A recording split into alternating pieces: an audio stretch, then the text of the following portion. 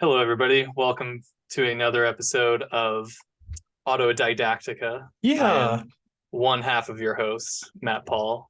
I'm the other half of your host, Glenn Clark, Together, we are Battlestar Galactica or coming back Voltron, at you. Yeah, or Voltron coming at or both. uh, coming at you with another episode that's going to be a fun one this time. They're We always we fun. we have left behind the brutal topics of religion, suicide, and death For now. until next week, where we are coming in hot with should all drugs be legal? Um, That'll if be you a were with fun us one. last week, yeah, that one's gonna be fun. Yeah, we should try some drugs like on We're air gonna and do say, should all this the one be drugs. legal? Let's try some crack.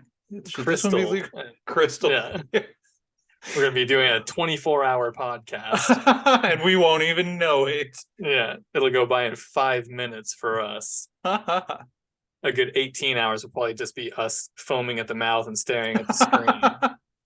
Right. I say we left behind tough topics, but last week, if you tuned in, was is racism inherent or learned? Right. Sort of a nature versus nurture episode. Mm-hmm. That was a fun one. Yeah, that was a good one. I enjoyed it. Yeah, we quickly pretty much decided on it's mostly learned, Mm-hmm. and it's just sort of went on a tangent about Yeah. racism. Yeah. Still good stuff. Yeah, lots of good facts in there. If you want to check it out, if you missed that one. Fun thing about the 21st century is you don't have to wait around for a rerun. Yeah, Just go no, check it out. All our episodes are just sitting there for anyone who yeah, cares to peruse. yeah. This week we are doing, like I said, uh, do dreams have meaning? I don't know if I actually said that or not. You did not. I did not say that. So this week we're doing We Do only talked Dreams about Have last Meaning? week. Yeah, Oh, and next week. We talked about next week. We're going to do drugs. that was a big segue. Yeah. Yeah. Yeah. So yeah, this one's gonna be fun. I wrote down a couple dreams. We had friends write down dreams, share them with us. Mm-hmm. Glenn is a very avid dreamer. Right. I am too, to be honest with you. I have my own unique style of dreaming that I'll talk about when we get to the bulk of the episode. Before we do that, yeah, what's going on in your life? I don't know, not much really. I mean, we've been like off again for a few weeks. We've had things come up, life happens. Um, and I haven't even posted, like we have a couple episodes recorded that I haven't posted at this point. I mean, obviously, when y'all are hearing this episode, those episodes are posted because this one is. But Right. yeah, I mean, because it takes like if we do a 3 hour episode, it takes longer than 3 hours for me to edit the episode, cut out long pauses and such. Like, Bathroom breaks. yeah, bathroom breaks and try to make it all flow smoothly. So it's kind of hard sometimes to find 4 hours or so to just sit down and edit one video. No regrets. I mean, I love that we can talk that long. It's just I'm trying to find a schedule that I can stick to so I can regularly get this done. But again, when life happens, you can't just find 4 hours lying around to sit down and edit a video. But yeah, promise we'll be more regular. I mean, we're here, we're back, we're doing a lot better than some podcasters Yeah. as far as our regularity, you know, reading However irregular it may be. yeah, we're regular. We poop We're, 12 times a day. yeah, we're regulars. But I mean, that's pretty much it. I've got writing stuff going on. I'm meeting with Molly Fine in a couple of weeks. I don't know what. Some early April, we're getting together on some projects. Like, I don't know. She does a lot of my Nod cover art, the Legends of Nod for those novels. And we're also going to be hopefully finally doing the sequel to Metronomes, The Shaman's Apprentice, which is a fully illustrated novel. and she's brilliant. I'm really looking forward to that meeting. And she's doing some concept art for me, just because I like to visualize things sometimes, and like I'll have it in my head like a description, but then it's like, is that going to look stupid if it's real? Like she'll draw it for me and let me know, or she'll make it look cool. Like whatever I describe to her, she will knock it out of the park. I love working with Molly. Anyway, that's all that's going on with me. How about you? Let's see. Not a whole lot, to be honest. Lots of work, and then just fun stuff. Just hanging out, doing what I usually do, Right, de-stressing. Yeah, right, it's like work during the week and then decompression on the weekends. Pretty right, much how right. my last few weeks have been. It's like Hmm. stress for 5 days, cut loose for 2, stress 5 days, cut loose 2, Hmm. and yeah. Oh, I started volunteering, and I'll be doing Oh yeah. that stuff this weekend. Um, so that should be fun. Uh, Volunteering doing what? so it's with a cat rescue specifically, and so for the most part, I just do grunt work, like taking care of the cats, and then but this Saturday I am learning the ropes on adoption counseling. Hmm. So basically, I'm just the guy that helps you fill out forms at an adoption event that takes place every Saturday For cats. for cats. I think Do there may you, be dogs at this one too. I think it's a joint thing. I'm not oh, exactly okay. sure. As far as the cats, I mean, I'm curious. When you're doing adoption counseling, do you sell chainmail or like that shark armor that you wear if you're a diver? Like if they're adopting a male, say, I must be missing the joke here because I don't know chain. what's. You don't know cats, they have the claws, and especially the male ones, just people with cats. Like you can tell if it's a boy or a girl because if it's a boy, their arms are gashed all up. Oh, oh, yeah. No, I don't know about that. I've never encountered You've cats that never just encountered, claw me up. wow. That's insane. I don't know how you do that because it's pretty Like, universal. yeah, all the male cats that I've known have been absolute hams. Mm.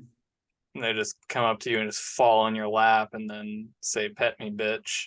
And Well, maybe you're the cat whisperer. I don't yeah, know. I'd like It's to think so. literally everyone I know that owns cats. They're just covered in gashes. Yeah, no, I mean, I used to mess with one of Courtney's cats. Mhm. I would do the little thing on her belly, and she would like Yeah. claw up my arm, and I'm just like, hey, you're so cute. And she'd just be tearing my arm up, and I thought I looked at them as marks of pride. You know, uh, I'm pretty pain tolerant myself. It helps me feel alive. That whole thing. yeah. I don't know if anybody's been noticing, but I try to use a different Star Wars mug every week. Oh yeah, if you're watching us on YouTube Yeah, versus just listening to the straight podcast. yeah. I think this is the first time that I busted out the episode 6 Nice. Are mug. you like have you been drinking them in out of them in story order or release order? Like did you start with episode 4 or episode 1?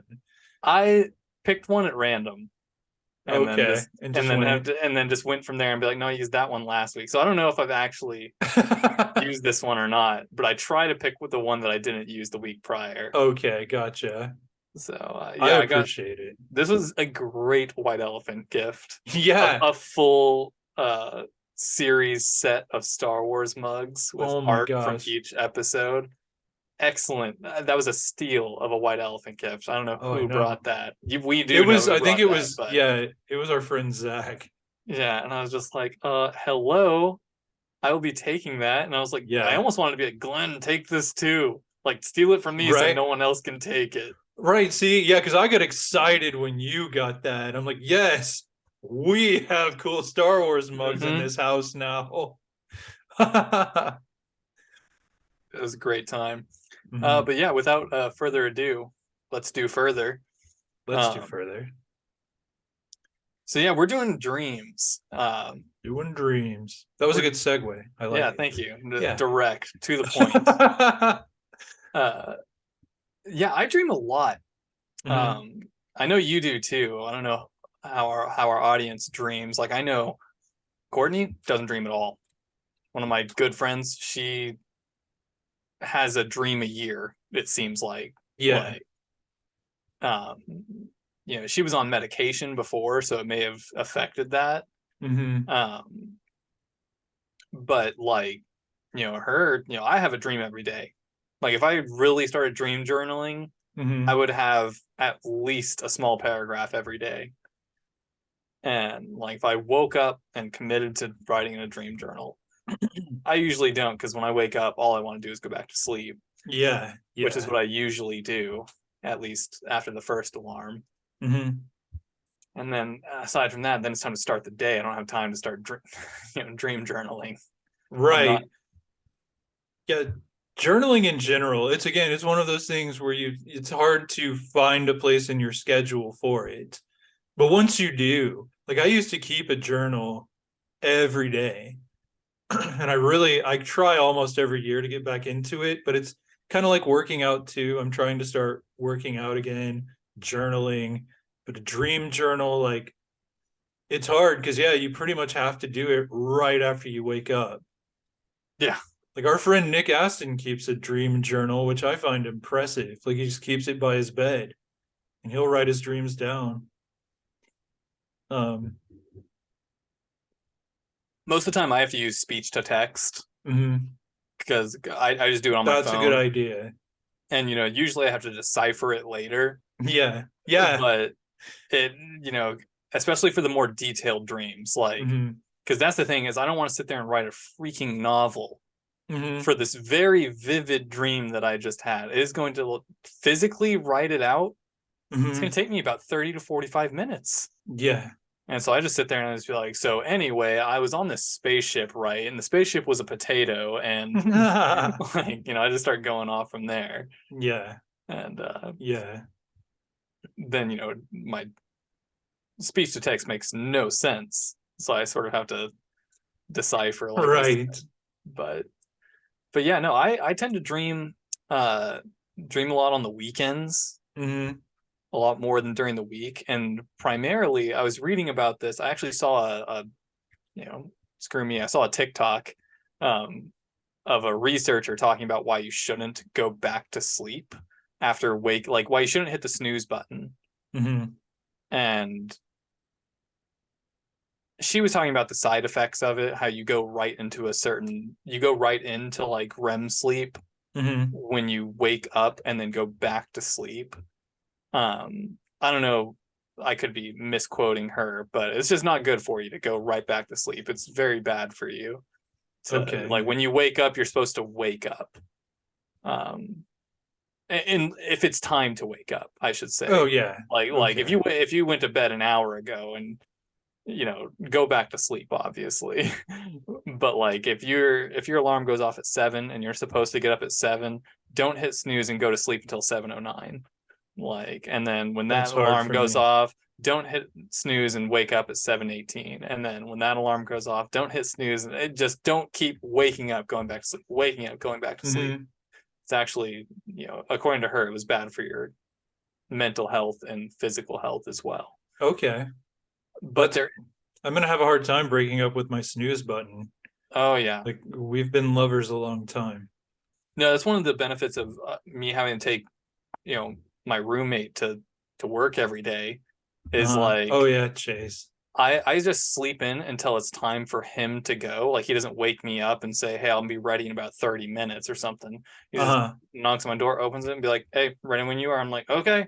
Throw my sheets off and put my shorts on, and it's time to go take Hmm. Chase to work. And I just come home Yeah. and I'm like, well, let me shower and then you know get my day started. So I mean, I don't really have the luxury of snoozing my alarm every time, but it's a bad habit anyway. So good for Hmm. me. Right. But on Saturdays and Sundays, I'll wake up and be like, nope, and go back to sleep. And I'll wake up again, but nope, go back to sleep. And then I will do that until about 3 o'clock in the afternoon sometimes. Yeah. And granted, You sleep on the weekends. It's I true. sleep on the weekends, but I dream so much in those little hour and a Mhm. half, 2 hour naps that I do. Cause I wake up at like 7:30 in the morning, just like I don't need an alarm to get up Right. at a Right. specific time. If I know I have to be up by 7 o'clock, I just wake up at 7 o'clock. Yeah, if you And have to. That's like that's good. if that's my regular schedule, that's when I wake up. Mhm. No matter what time I went to bed the night before, unless I had, an absolute rager and was up until like 5 o'clock in the morning. Yeah, like I was just thinking, like there have been a couple weekends where maybe the last couple weekends where we just sit up talking all night. My alarm to wake up goes off while we're talking. Mm-hmm. We haven't even gone to sleep yet. So, and my alarm is going off I do love weekends, me some sleep on the weekends. Usually my sleep like guilt schedule free, guilt coincides free. with the anime release schedule. Right. Like if I wake up and it's before the premieres of my Saturday animes, I'm just like, well, I'm just gonna go back to sleep then. There's no point in me being awake right now. And then one airs at 10 o'clock, and then I'll watch it till 10:30. The next one doesn't air until 11. I'm like, well, time to go into my little time machine again and just close my eyes and Right. wake up at like 11:30, watch that one. Well, the next one doesn't come on until 1, and so I close my eyes, go into my time machine again. Hmm. And then I'm like, once the day's animes are over, I'm like, well, I guess now it's time to get up. But during those times, I have some of the most vivid, strange, and intense dreams. Hmm. And I'm reading about this thing called, can you control your dreams? And there's a tip, a method. It's called the WBTB method, or Uh-huh. the wake back to bed method. And this says this is to lucid dream essentially. Um, Nice. I do that.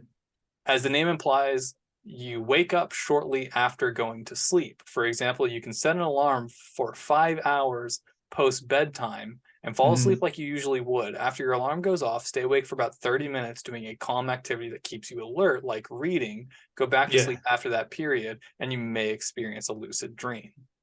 Yeah, and you can. Like I've had a lot that way.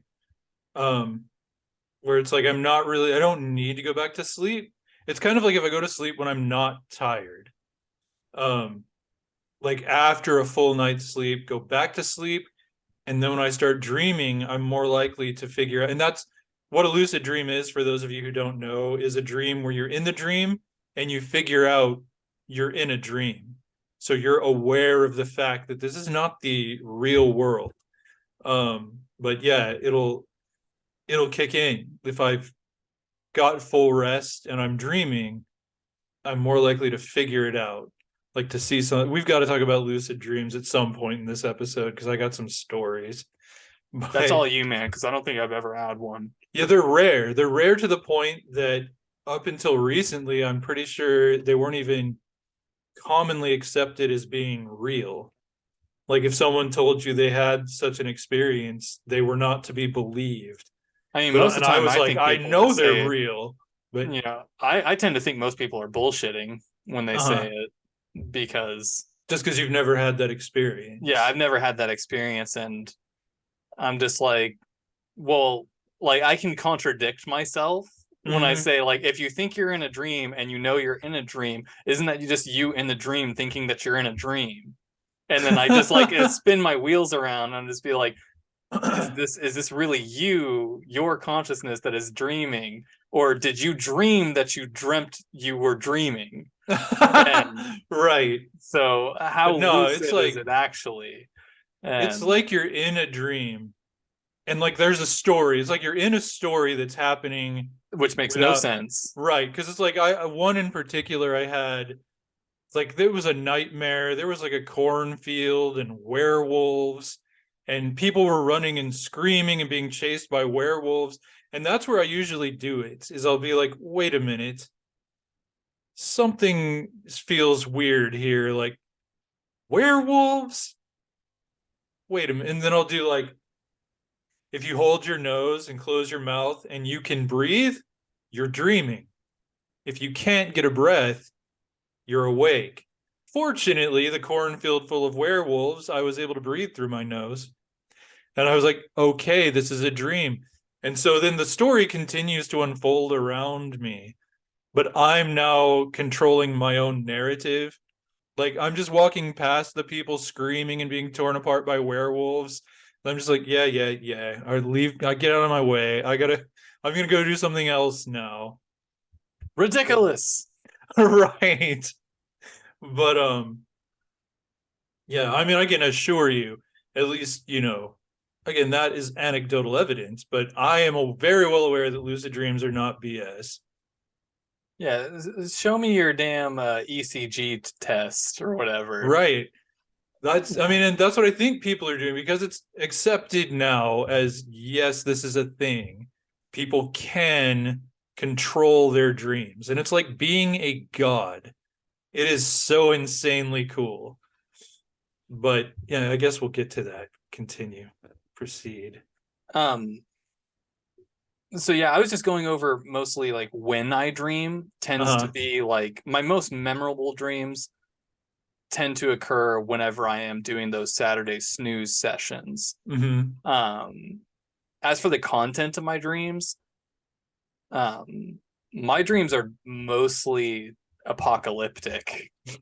Like my dreams are usually apocalypse based, or my dreams are usually sort of nightmare fuel. Yeah. And same. Like I dream a lot about aliens. Are you sure those are dreams? Yeah, exactly. Yeah, don't fuck with me. But yeah, no, most of mine are alien invasion, apocalypse scenario, either alien invasion, nuclear fallout, the occasional zombie one, but those are pretty rare. But it's usually me and a group of survivors.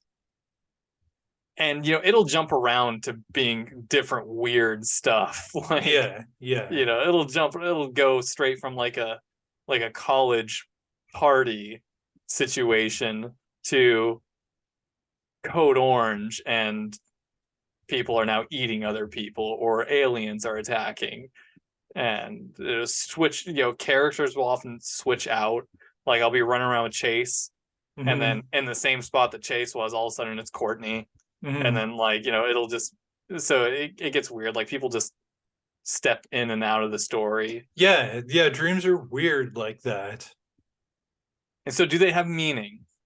That's the title of this podcast. We're basically just going to rant about our dreams for 2.5 hours probably. But with an emphasis on finding meaning.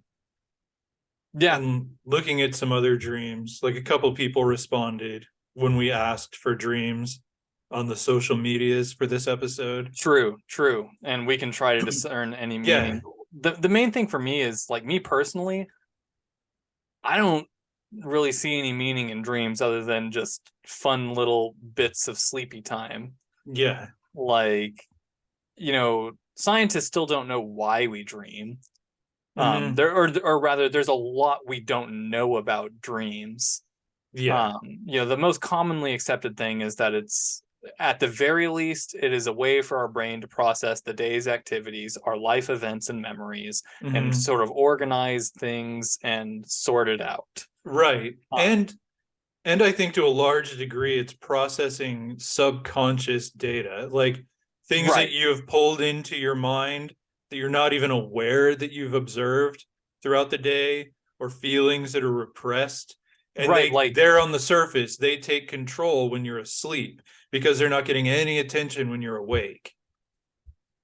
Right. And it's like the thing about how you cannot generate a human face when you're dreaming. If you see a face when you're dreaming, you have at least Oh, seen that person before. yeah, And allegedly. allegedly. And like, I sort of believe that because I don't think Yeah. my mind can just come up with a person. Mhm. Subconsciously, maybe I saw a stranger and maybe that Yeah, stranger's exactly. face appeared as an NPC in my dream. Yeah, someone you just walked past on the street. Right. And Because it's a for subconscious stuff. You didn't pay attention to that face when it passed you, but your subconscious picked it up and made it a dream character. We can use this face now. There's a new mm-hmm, one. mm-hmm. And it was just processing it. The thing that Yeah. makes the most sense for me is like I mentioned this before on the podcast, I believe. Um, Practicing guitar before you go to bed. You like you run through the song one time, Mhm. like right before you go into bed. You've brushed your teeth, you've washed your face, you're in your PJs, pick up my guitar, run through the song I've been practicing, and then go to bed. And then it helps your mind remember the last thing I was doing before Mhm. I was going to bed. And it helps my muscle memory to prepare for the next day. Right. If I was doing it right before bed, my brain thinks that's important. Mhm. He's doing this till the moment he fell asleep. Um, and so I That think makes sense. like the literal meaning of dreams, like the purpose of them, I should say, Uh-huh. is yeah, definitely I would say along the lines of processing with a general paintbrush stroke. I think Yeah. that's the core of human dreams is just processing. But it is fun to talk about why did you have a litter of kittens in your dream? Like, why did you birth kittens in your dream? Because that is Dude. a common one that I have like 4 female acquaintances at least that have all had a litter, like given birth to a litter of kittens. You just reminded me of a dream. I'm making notes as we go. I'll Go bet on. you are. But yeah, no, why do they have dreams about having litters of kittens? Why do I have constant alien apocalypse, nuclear fallout, government collapse, just apocalyptic scenarios where me and a group of my friends are shooting people and aliens and Mhm. moving in a roving band of survivors. Right. Like, why do I have all those dreams? Um, why is that a common trope? I've had mass shooting dreams. Mhm. One of my most vivid nightmares of all time was a mass shooting incident where I was a victim. Like I got shot at the end of Oh, it wow. and woke up. I thought I was going to have a heart attack when I woke up because it was like these don't happen anymore, but it was sort of like a block party Mhm. where like the neighbors all knew each other and we all were having like a picnic essentially, like a potluck picnic style thing on the street Right. with all the neighbors and everything, and then just a bunch of people pull up and start shooting everybody. And I went to go hide and I got Mhm. found. And all of those moments felt so real of me getting found. And I got a Yeah. gun put to my chest and the trigger pulled. And I woke up screaming. Mm. And my heart was like I just ran a marathon. Yeah. Yeah. Yeah. I That wonder I wonder why you had that dream living in America in the 21st century. yeah, exactly. I don't know if there was a recent shooting that sparked it. There's one every day. Yeah, there's at least one every day And I'm here. essentially numb to them now. Hmm. But So numb. subconsciously, Mm-hmm. no, you're not. Right. So yeah, why do I have those dreams? Hmm. It's anyone's guess. It's fun to analyze at least. Right. And I have them so often now that I've kind of stopped analyzing them. I think I'm just a generally pessimistic person. Yeah. Or a little existentialism and realism mixed in there, Hmm. but that's my general outlook cocktail is pessimist, realist, and existentialist, and maybe just a pinch of nihilism. Right. Fun. Yeah, But yeah, I no, go I ahead. I used to always have not like my dream journey just in my lifetime has gone through phases, you know, like dreams I had when I was a little kid that I still remember vividly are in a category unto themselves. Um, and from then forward, I pretty much only ever had nightmares, bad nightmares too. Yeah, same. The Um, only childhood dreams I remember are all nightmares. yeah, same.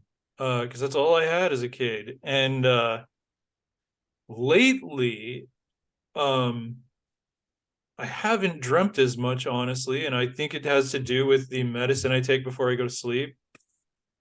And I'm going to try to not do that as much because I enjoy dreaming. But when I do have, like, I don't know, like, we got to be honest when we're doing it's worthless if we're not. I mean, I've been having naughty dreams. That's the only kind of dream I have anymore. They're always about three ways.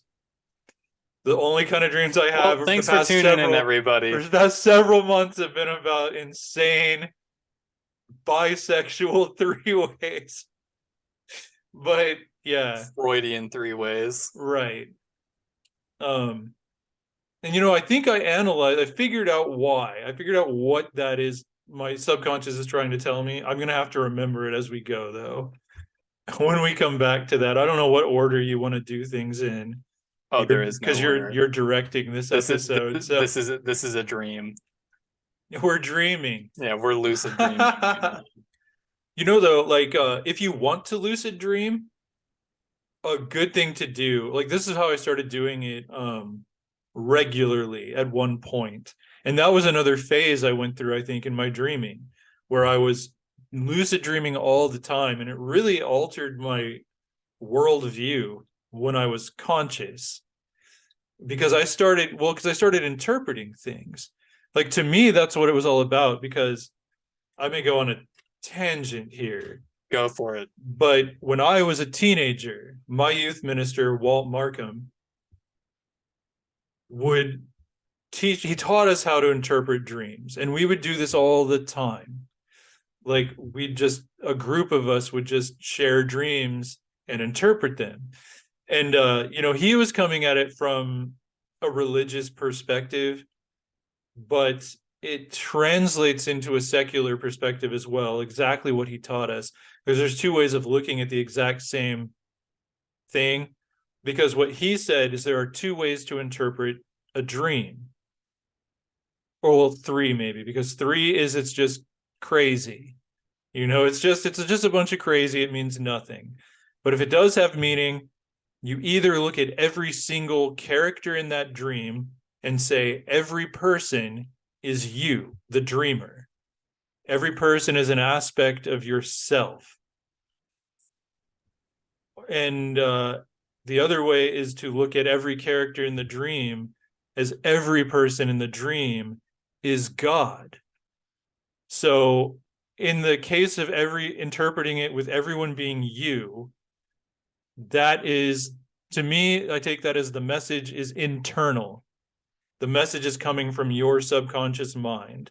The perspective where you say everyone is God, that's looking at your dreams as external messages, like messages from outside of your head, like from God, from passed on relatives or whatever. There's someone trying to tell you something. And so this doesn't necessarily apply to lucid dreaming. This is a way for you to analyze your dream your dream, any dream. As in you look at it from one perspective and then you look at it from another perspective. Right. Like, is this an internal message from my subconscious or is this an external message, a message from an external source? Or what does it mean if I interpret it from both those angles? Yeah, exactly. Which one makes more sense and which, what can I take away from both of those perspectives?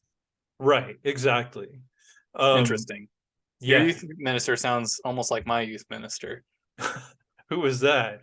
I don't know. I wonder why. Like, it's kind of like Jedi Master lineages.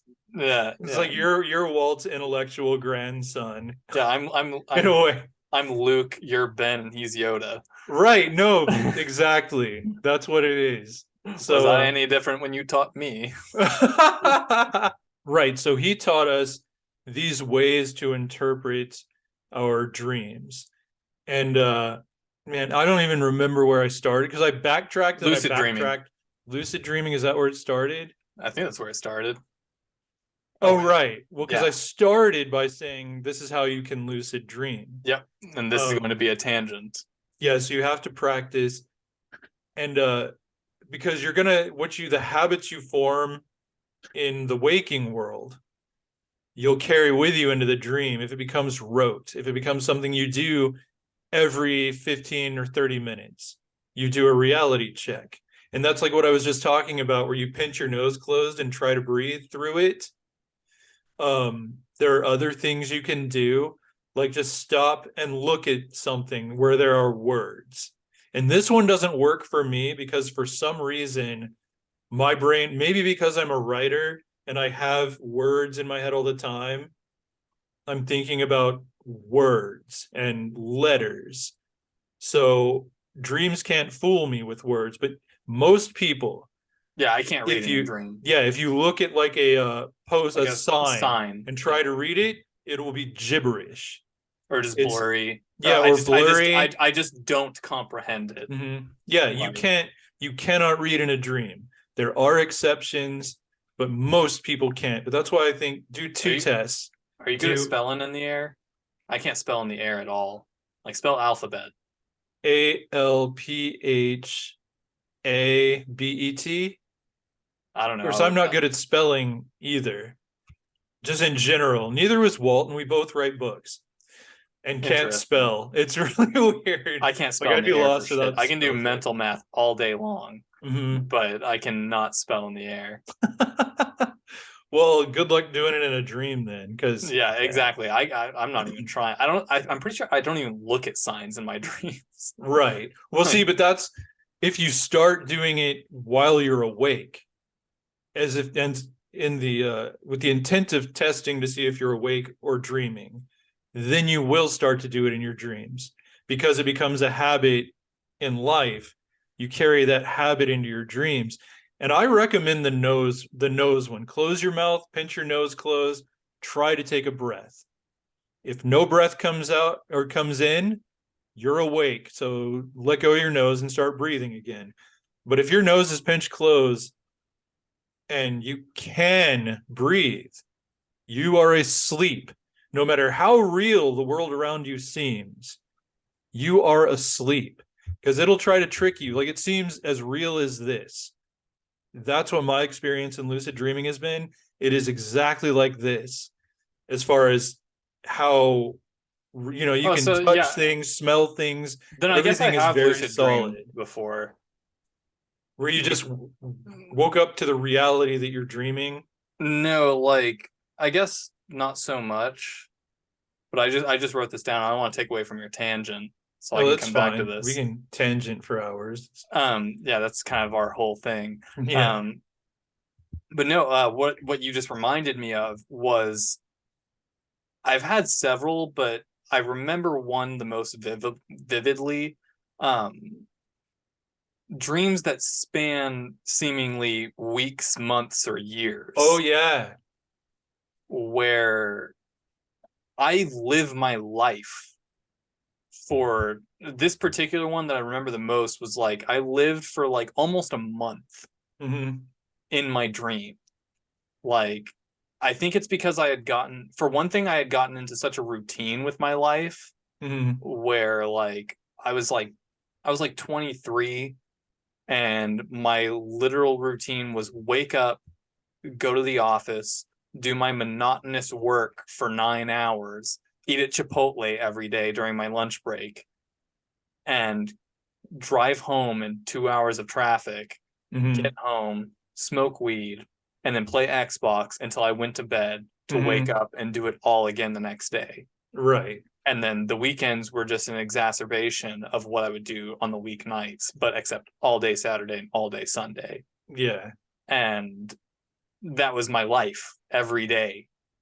And so I think that's what lent to the ability to me to be able, like the routine for me to dream for weeks at a time. Because the main prominent feature of the stream was my dad had bought me a Corvette just for no reason. One day, like I just went out. I'd been I'd been shopping for cars and looking at Corvettes online, and he just bought me one. Mm-hmm. I was doing this IRL, and then in my dream, he had bought me a Corvette. I was stoked. It was awesome. It was everything I wanted. I drove it to work, showed all my coworkers. One of my coworkers is a car guy, and we were checking it out, went for a drive in it. And like every day I was just happy as fuck driving to work in my Corvette, driving home. And every day it was just great. It was beautiful. Mm-hmm. And then I woke up Yeah. and I go out and I think it's still the dream. I go out to my car and it's not the Corvette. I was like, oh, fuck. That was it. Oh, I had I just lived for a month driving one of my dream cars mhm. every day God, I've just had dreams like that just where to you go wake up out and it's so disappointing that you're awake. because That was a dream.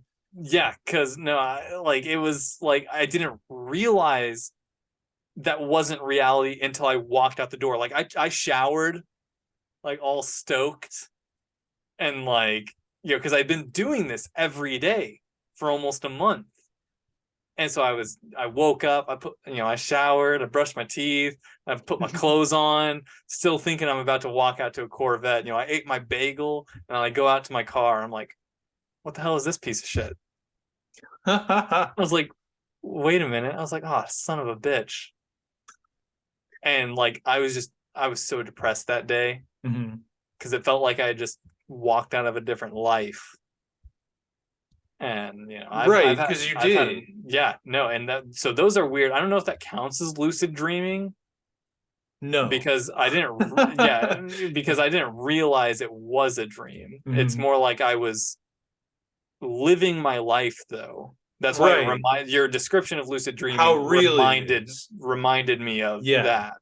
Yeah, because when you realize you're dreaming, it's hard to accept it, even when you do the test, because of how real it feels. Like just what you're talking about. That felt like real life to the point that when you woke up, because there was nothing weird in that dream, there weren't aliens coming at you. No. There was nothing out of the ordinary. It was just a realistic kind of dream, like an Like urban fiction, or not urban fiction, but I'm driving my dream American car right realism. now. Yeah. Uh-huh. I'm driving my dream car right now. I should pinch my nose and hold my breath. Right. No, you should. Because if you get in the habit of doing that, you'll start lucid dreaming. Because one day you're going to be in a dream, not know you're in a dream, but it's going, oh, I should do a test. Wait a minute. I'm breathing. Am I Yeah, really breathing? the whole Squeeze it pinch me, I'm tighter. dreaming. Yeah. And then it's fun. Like you'll probably wake up immediately the first time it happens to you. So like, but then you can do it. Like once you've had a dream like that. And there's a lot you said I want to come back to. Like, um, but yeah, so where was I going? Right? Lucid dreams. Different ways to get in there, what it means to be in one. Right. And it related to what I learned from Walt. Because like when I first started lucid dreaming, I think my first lucid dream was just about going to work. And this was years ago. I worked at UPS, and I had to go through like the scanner thing, and I was telling everyone about how my uncle Larry had built this place and like all this stuff. And I then as I'm talking, I'm like, wait a minute, Uncle Larry did not invent UPS. What the hell am I talking about? And then I realized, I'm like, wait a minute, this isn't real. And I woke up. And then the next time I dreamt, I started taking the interpretation. Like what I realized was I can interpret dreams the Walt style in real time, like as I go. And the next time I had a lucid dream, I was in a mall and walking through like the makeup and perfume counters, we're just in real life. I beeline through that place. I don't have any interest in anything they're selling. I'm going through there to get to another store. But in this dream, like I figured out I was dreaming. I don't remember what was the tip off, because when I first started, I didn't know any of those methods. It's just I'd noticed something really strange, and then I'd be like, oh, wait a minute, is this a dream? And I'd find a way to figure it out. But this one, I figured I was dreaming, so I went up to a kiosk where they're selling perfume, and I went up to this guy, and he starts, giving me his spiel, and I'm like, no, no, wait, this is a dream. You are a manifestation of my subconscious. What do you represent? Because I'm thinking internal, everyone is me. You're me, I'm me. Um, so I said, you're a manifestation of my subconscious. What do you represent? And he just looked at me and says, what do you think? And I'm like, oh, you're funny. You're funny. Because This if is he what it's is going to be like me, when like, you lose your mind. You're going to start walking up to Walmart no, employees and seriously. being like, you're a figment of my What imagination. do you represent? What How do are you you me? represent? What are you Black Lives telling me Matter. about Uh, myself? yeah. Yeah, no, I've had that thought. Like when I went through a period where I was lucid dreaming almost every night, I was like, one day it's gonna You're going to happen. mess it One up. day it's Yeah. gonna happen. I'm gonna be on the other side and think I'm not like I'm gonna think I'm Yeah. dreaming, walk Something up to weird's going to someone. happen. Yeah, something really, we're gonna actually, no, that would be too extreme. We got invaded by aliens. I'd have other things on my mind, but no, yeah, something just a little off's gonna happen. I'll do the test somehow. I'll get a breath through. But I'll be awake. Yeah, I worry about that. But You that's just kind of slap your boss. yeah. But then back to, because this is a tangent. Like I'm just giving a couple examples of those two major ways of interpreting a dream.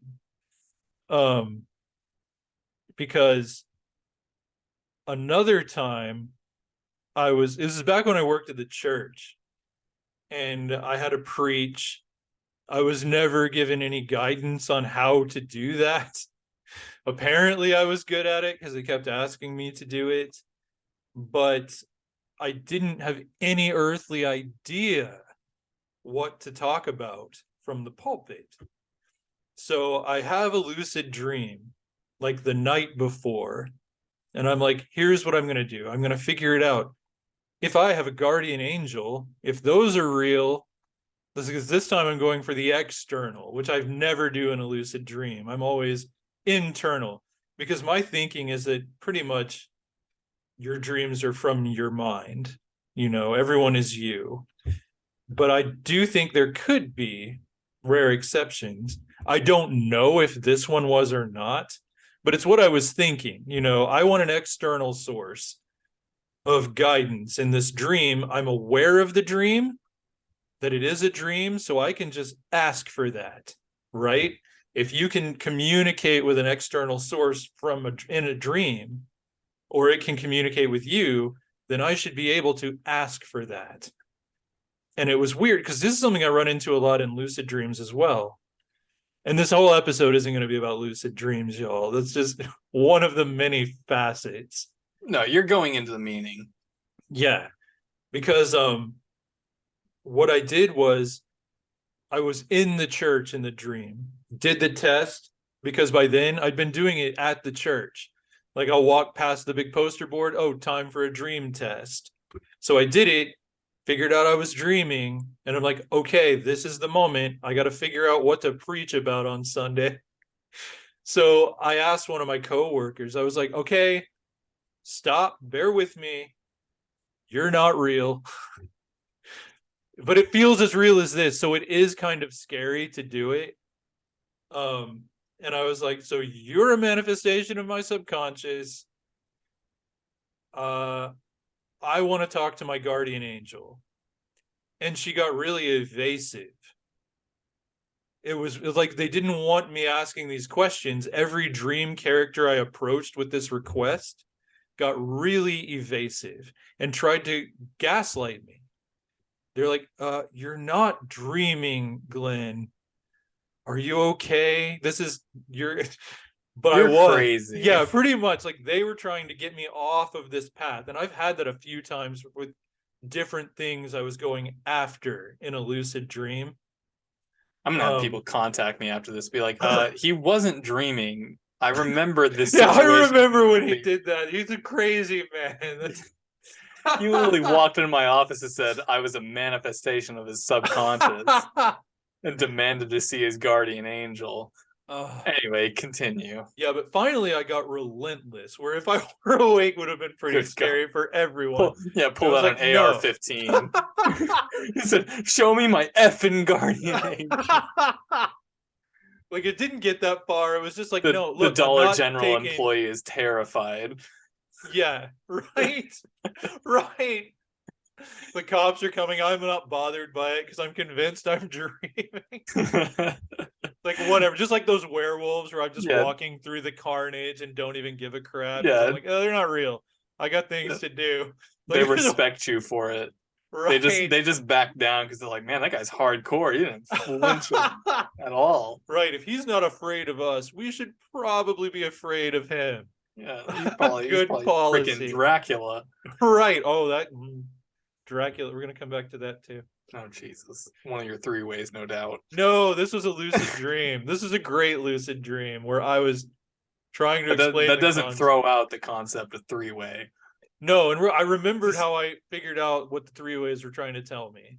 They actually have a purpose. All right. I'm writing it down. And I haven't had one since. That's another thing about interpreting a dream. Like, if you have recurring themes or just straight up recurring dreams, once you decode them, you get the message. And so they stop trying to send it to you. Like, if it's your subconscious, it doesn't need to make you aware of a thing anymore once you have become consciously aware of it. But anyway, so this lucid dream where I'm harassing my coworkers at the church. Yeah, I finally was just like, hey, no BS. You are a manifestation of my subconscious.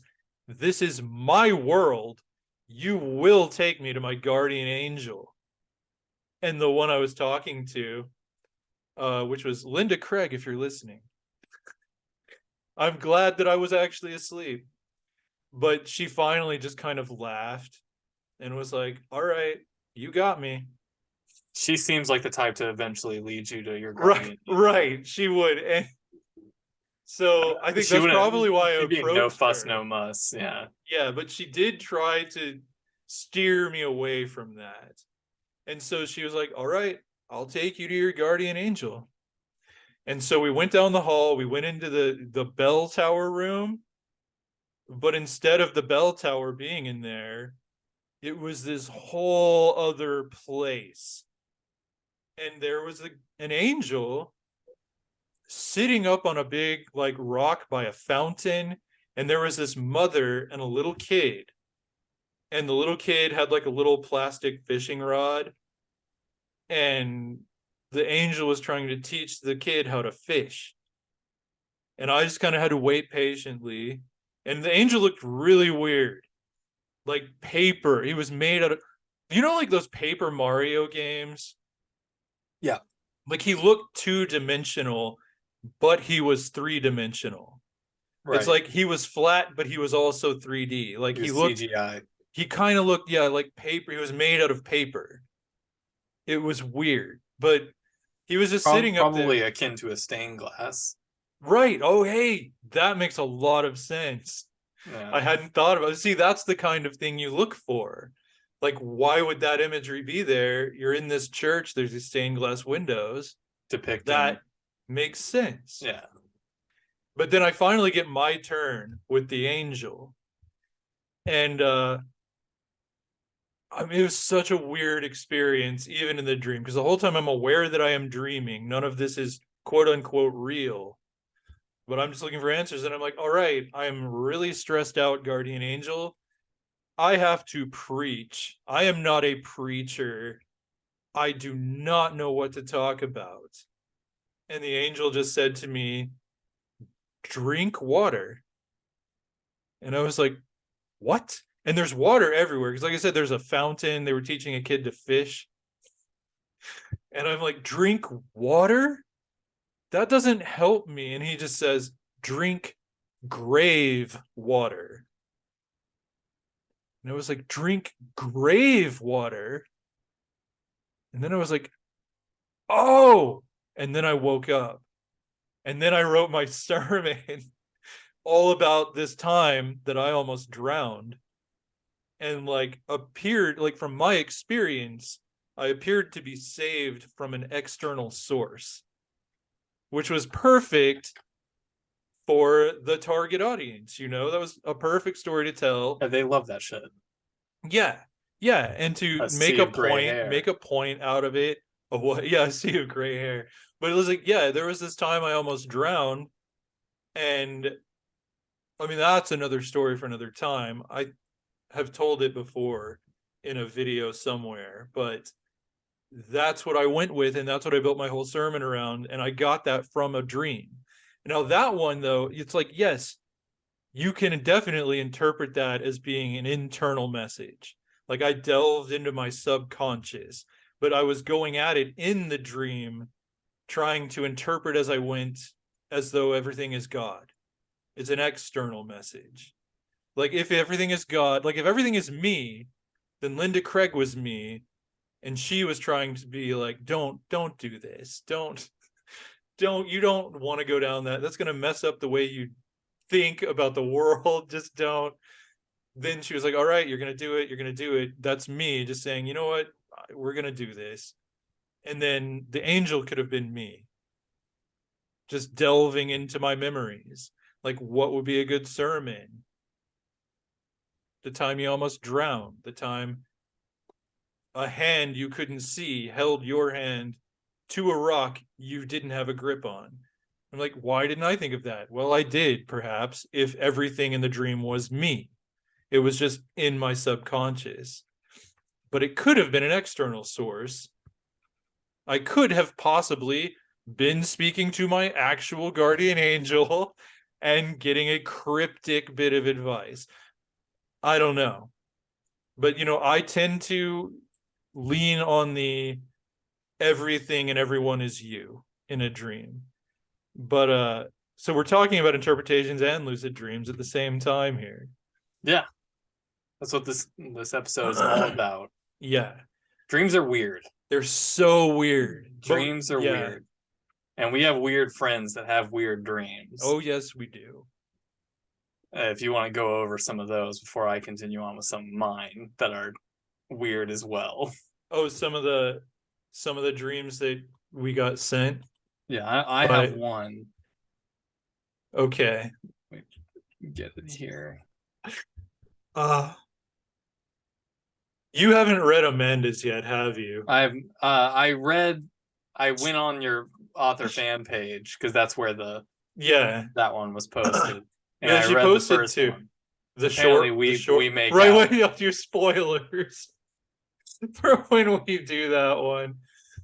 All right, you do yours first. Do the one from Sarah is kind of short. Sarah is she is kind of short. She is pretty short. She's a short woman.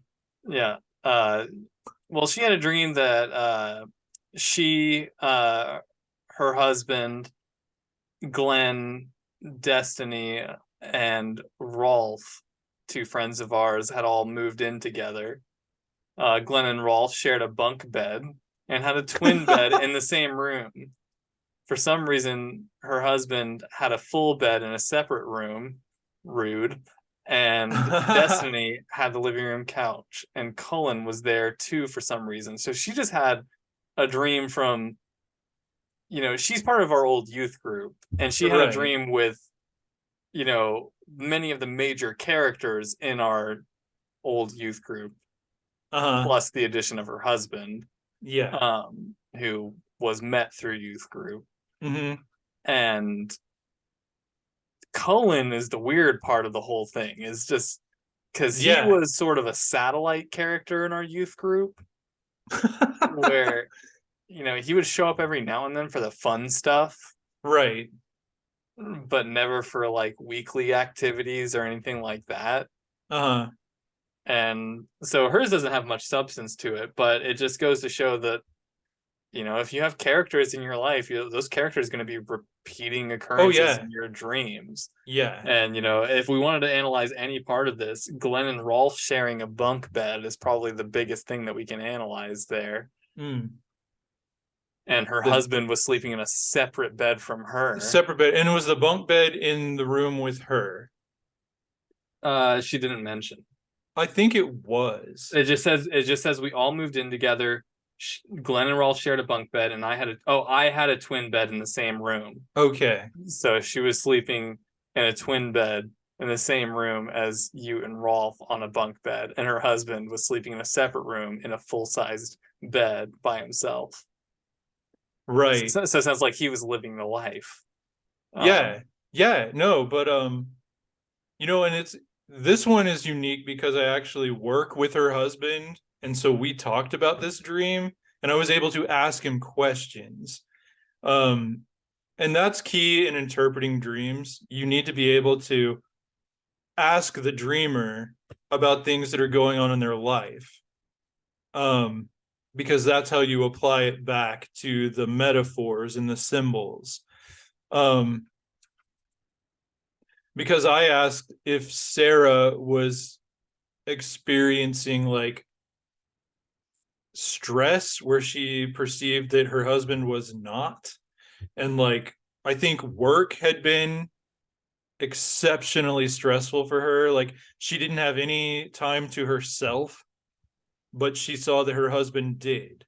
She was just being bombarded by responsibilities and such. It's like she's crowded. Yeah. But she sees her husband off there just chilling. Like, he gets home from work and he's home from work. She isn't. And so, I mean, that's kind of how I interpreted that dream. That's taking into account what's going into her life, like all the chaos, all the people in bunk beds in her bedroom. Her husband isn't there. Her husband's sleeping like a baby in his own room in his own comfy bed. That makes sense. And that's, if it's internal, if it's coming from her subconscious, she's trying to process these feelings, because maybe there's a little bit of resentment subconsciously towards her husband who doesn't have it as rough as her. And she's not processing it because it's not a rational resentment.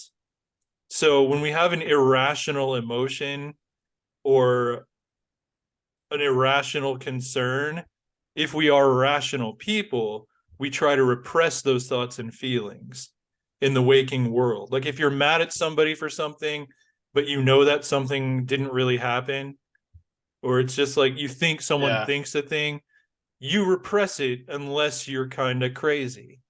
Yeah, no, there's a meme that floats around that is, alluding to the whole guy, like possessive and obsessive girlfriend who has a dream that you cheated on her and now she's mad at you. Now she's mad.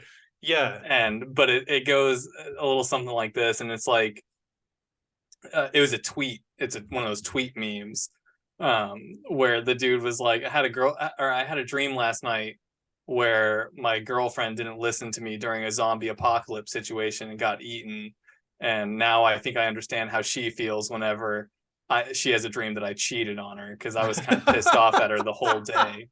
Like, why did you get eaten? Yeah, like why didn't you listen to me? Climb the fence faster. Like, and I was just like, yeah, that's the type of dream that I would be mad at somebody the next day about. Is like, right, if you were in my apocalypse dream and you made a stupid move, that got the whole squad eaten or something. And I'd be a little mad at you. Right, but you're a rational man, so you'd be aware that that's an irrational anger. Right. So like, you wouldn't come after. Yeah, when I realized my dad didn't buy me a Corvette, I wasn't like, what the hell, Dad? Why didn't you buy me that Corvette? Yeah, right, because you're rational. But those thoughts and feelings are still there. So your subconscious is going to make you process them when your conscious mind is switched off in a dream. So let's look. I think I've got Amanda's up here. And again, like, it's been weeks because we had setbacks before we recorded this episode. So I don't remember all the details of what was going on in Sarah's life, and I wouldn't share it if I did. You know, I was just being general. But Sarah, if you're listening, feel free to comment on the YouTubes and let us know if we got it wrong or if there was more.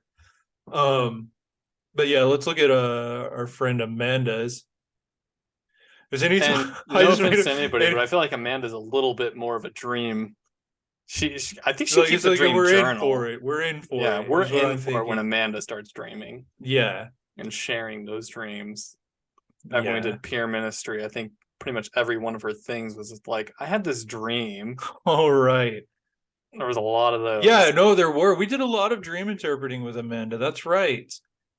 Okay. Oh man, I'm gonna have to put on my fake eyes for this. That's why I always make you read things. Too bad. All right. All right. Do I look okay? Yeah, you look I'm good. gonna process my fear of looking like a doofus You look in like my dreams. you look like you have over 300 He-Man figures. Do I? How do I look like that? I do, but okay. At least you don't have any He-Man body pillows Yet, yet. yet. Yeah, Yeah. no. Okay, Amanda's first dream. This was the one that I died laughing when I read this dream. It's very short. So she was watching a music video song called Lazy Rainbow. Lead singer was a beautiful man with a curly headed baby. I think the band was 9 Inch Nails, but my dream version. Glenn and Matthew finally admitted to having feelings for each other and made out a A lot. lot. And that's the part where I just died laughing. It's like Amanda's shipping us in her dreams. Yeah, our number one viewer potentially. Right. Right. Like she's been with us from the beginning watching our podcast. But yeah, so she's shipping us probably in real life. And Yeah, so there's a lot of characters in this to ship. So right. Right. So what's your interpretation of that dream? well, I think we have a lot of sexual tension, Glenn. Well, I mean, Uh, obviously, and she's probably obviously. picking up on that. Yeah. So, and then she's dreaming about it. That would be a dream come Right. true, literally, for her. Right. It Yeah, would. if we just like on episode 97 of Autodidactica, we're I'm making a getting note. married. Yeah. Episode 97, we get married. Yeah. So it finally happened. We just we had a nice getaway to Panama, and it's just the one thing led to another. Matt, Now we're married. we swam with sharks together, Mhm. and then Matt had one too many daiquiris, and we just shared a steamy night of shuffleboard, if you know what I mean. Steamy night of shuffleboard. What does this happen when we're 80? Like, yeah. oh well, better late than never, I guess. Tension's gotta go somewhere. Straight to my knees, more than likely. Right. Right. So that's a good dream. But yeah, like, so that's a way to look at that. Like, if every okay, so let's actually try to interpret this dream. So let's say everyone in her dream is God. Let's say it's an external message. Someone's trying to tell him. That one's too short for that to even be interesting, really, because then it's just kind of telling you what. But if it's an internal, like her subconscious, like let's look at all the elements. Everyone in the dream is Amanda. Yeah, Which, the music video. Mm-hmm. Now, what was the name of the music video? Something about a rainbow. Let me look. Yeah. Which does not sound like a 9 Inch Nails song to me. Let's see. Trent Reznor. Yeah, Trent Reznor. Lazy Rainbow. I don't know if that's a real song. I don't know if that's the real song either. I'm not a big Trent Reznor fan. Yeah, like I love 9 Inch Nails, but I have to be in a mood, you know. Which I am. fairly often. Okay, she thinks it was Nine Inch Nails. Well, no, is her dream version, because as far as I know, Right. Lazy Rainbow is not the name of any song Yeah, title. that doesn't sound like it would be from Nine Inch Nails. And Man with a Curly Headed Baby.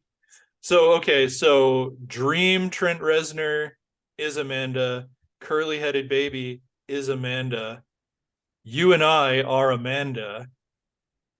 So if you and I are Amanda, this is one like I don't know. Like we'd have to have Amanda here to ask her thoughts on Nine Inch Nails, her thoughts about the baby. How does she feel about babies? It just sounds like a very gay dream. It was A very really homoerotic it dream. was a very homoerotic dream, and I'm honored to have been one of the I am honored. leading men in it. That's I am blessed. right. Um, so I think the part we can actually look at is the part where you and I make out, because that's Amanda making out with herself. Well, and we've also often alluded to our staying up until 7 a.m. just talking as basically having Mhm. intellectual intercourse for like Right. We have 9 verbal hours. intercourse. That's how we bang it out. And that's pretty much Autodidactica. Yeah, pretty much. This is our Pornhub. This is our Pornhub. Yeah. Copyright strike right there. Right. Yeah, who cares? Anyway. Is Pornhub copyrighted? Well, no, it's not. Yeah, it's copyrighted, but we didn't. Copyrighted. You can mention a thing without violating its copyright. We're not showing clips from Pornhub on YouTube. That would be a copyright strike, but we can mention it. Okay, so Glenn and Matthew finally admit to having feelings for each other and made out a lot. So what I would think, if this is all Amanda, these are all manifestations of Amanda, it means I would put forth the hypothesis that Amanda has feelings about something or other that she's repressing, that she's subconsciously aware of, like her dream knows it's going on, but consciously she's not dealing with it. Yeah, it's an admittance in the dream that is being a non-admittance in life. Exactly. And if she were to come to terms with these feelings, like whatever they may be, they don't even have to be sexual or romantic. It could be feelings towards cheesecake. Yeah, like, exactly. It could be just she really wants to eat some cheesecake, but she's like on a diet, so she's repressing it. But I think the outcome that making out a lot can be interpreted as, should you acknowledge and embrace these feelings, it will be a celebratory thing. Like it will be good. You will feel good. You will do good things. You will eat some cheesecake finally and be freed. Like that's how I would interpret this dream, because also, yeah, it could be taking in the just things she's observing and putting the pieces together in a dream. Like you said, like we talk about her verbal intercourse. You know, she might be picking up little cues and putting it together. Glenn and Matt are banging. Glenn and Matt have feelings for each other. But if it's everyone is her, and that actually, because external message does not have to be supernatural, paranormal. External messages, everyone is God. Everything in this dream is coming from outside of your head. I'm a Satanist, so I'm God. So right. Well, yes, we all know that. Yeah. But episode 3. You're my God, boo. But no. Did you just call me daddy? I called you boo, daddy. I called you, you're my bro, you're my boo, you're my bro boo. But that's what Amanda's picking up on. Who's your God is basically saying, who's your daddy? Who's your daddy? But if it's an external source that's non-paranormal, it's picking up on cues and putting together the puzzle in your dream. Doesn't mean you're right.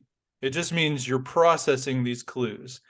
But if it's like internal, the song title Lazy Rainbow basically describes my the extent of my bi-curiosity. I was just about to say that Your bi experience is a lazy Yeah, rainbow. it's very lazy rainbow. I'm just like, it's like, yeah, if Ryan Reynolds asked me to like lick his butthole, I might.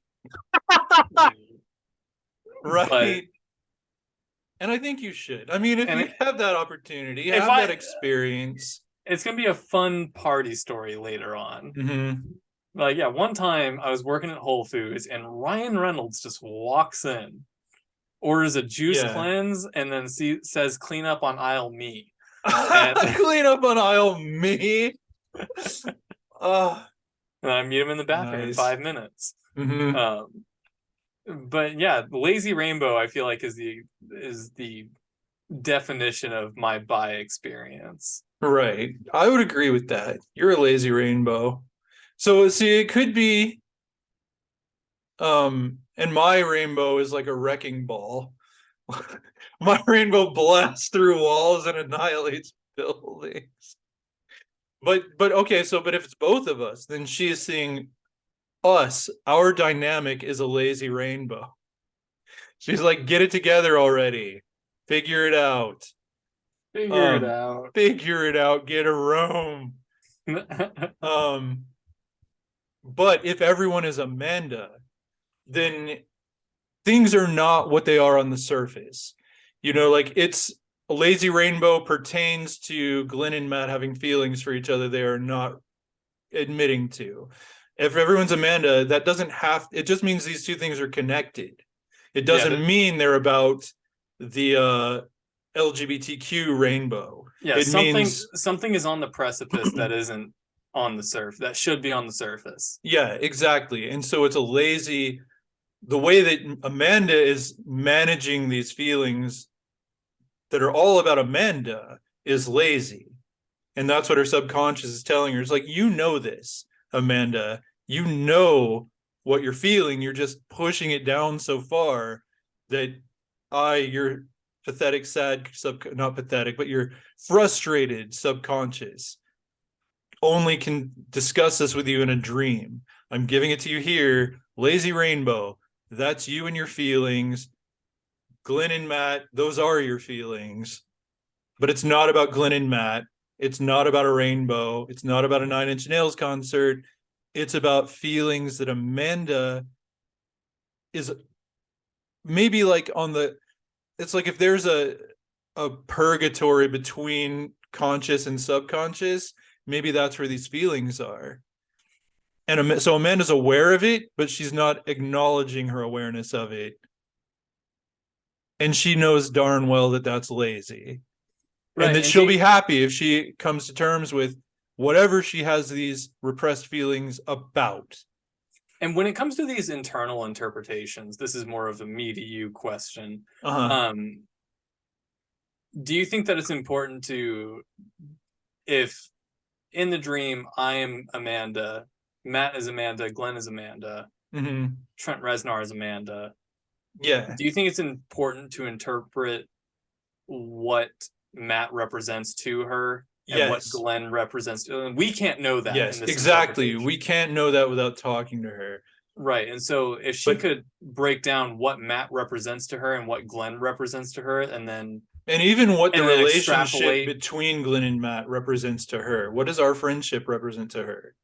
What does being on a concert represent to her? Every single detail is important in a dream. And so, yeah, those, because the whole everybody is me, it's hard to take into context without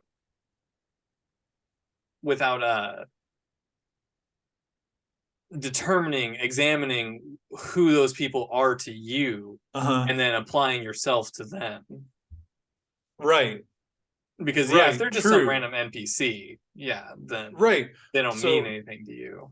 But we aren't random. She knows us very well. Right. And so what does Matthew Paul reflect back to Amanda about herself in real life? What does Glenn Clark reflect? What if she looks in the dream mirror and sees Glenn Clark? How is she seeing herself? What does she see about herself in me? What does she see about herself in you? And what does she see about herself In me and in you the making out. in me, you and me making out. And again, like we didn't even touch on this. What does she see about herself in Trent Reznor? Like, why is Amanda on a stage holding a baby? Why is Amanda a baby being cradled? Maybe And because her lazy rainbow way of handling her feelings lacks maturity. Maybe she is like, what's the word I'm looking for? Like babying herself, like cradling herself and not making herself do this. But she feels like maybe she feels like other people can see it. And that's why she's on a stage as Trent Reznor. And she's the one who's babying herself or pampering herself, like not making her, treating herself like a baby. So she's both the man holding the baby and the baby being held by the man. She's the people in the audience making out. She's herself in the dream too, because she's at the concert. well, she was watching a music video. Oh, she's watching a music video. Because Okay. that was my question is where is she in Oh, all this? right. So she's watching TV. So not only does she feel like she is being seen, like she's on a stage, she's being seen repressing these feelings, but it's being broadcast to the world. That's how she feels about it. That would be my hypothesis about the dream. Amanda, please chime in the comments. But Or just shoot us a message. yeah, or just shoot us a Lazy. message. Well, I don't know how you actually listen to this thing. yeah, I don't either. But yeah, no. So that was a fun one. I didn't think we'd go that long on that one. Like honestly, I just thought of it as a punchline. It was just short and it made me laugh. But when you actually dig in, Yeah, you her other can one is really a lot longer. right. And now I'm intimidated by it. We might not spend as much time analyzing, but it's your call. I mean, Do you want to read this one? As soon as I saw "see more" on the Facebook comment, I was like, "Oh, I'm not reading all of that." I'll read it. If you I want. mean, I can read it. Okay, go it's for it. it's likely going to be a lot of tripping over myself because That's she was probably fine. tripping over herself while That's writing this fine. thing. So it says, I was at a school or I was at a school or it was a weird nursing job. Okay, weird nursing job that required me to hold down people for lobotomies. I refused because ew. Now it's a school that I've never attended, and three girls are approaching me in a threatening manner. Mhm. I ask them if this is what they really want, and they just keep getting closer until they get in my blood safety circle, and I put them all into the ground, sitting in the pile of them until an authority figure comes and tells me I'm in trouble. We are waiting for the cops to take me away when I remember that I am free and walk away.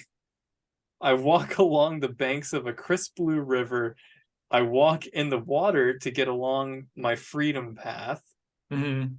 I see a fossil of a T-Rex head with a winged body complete.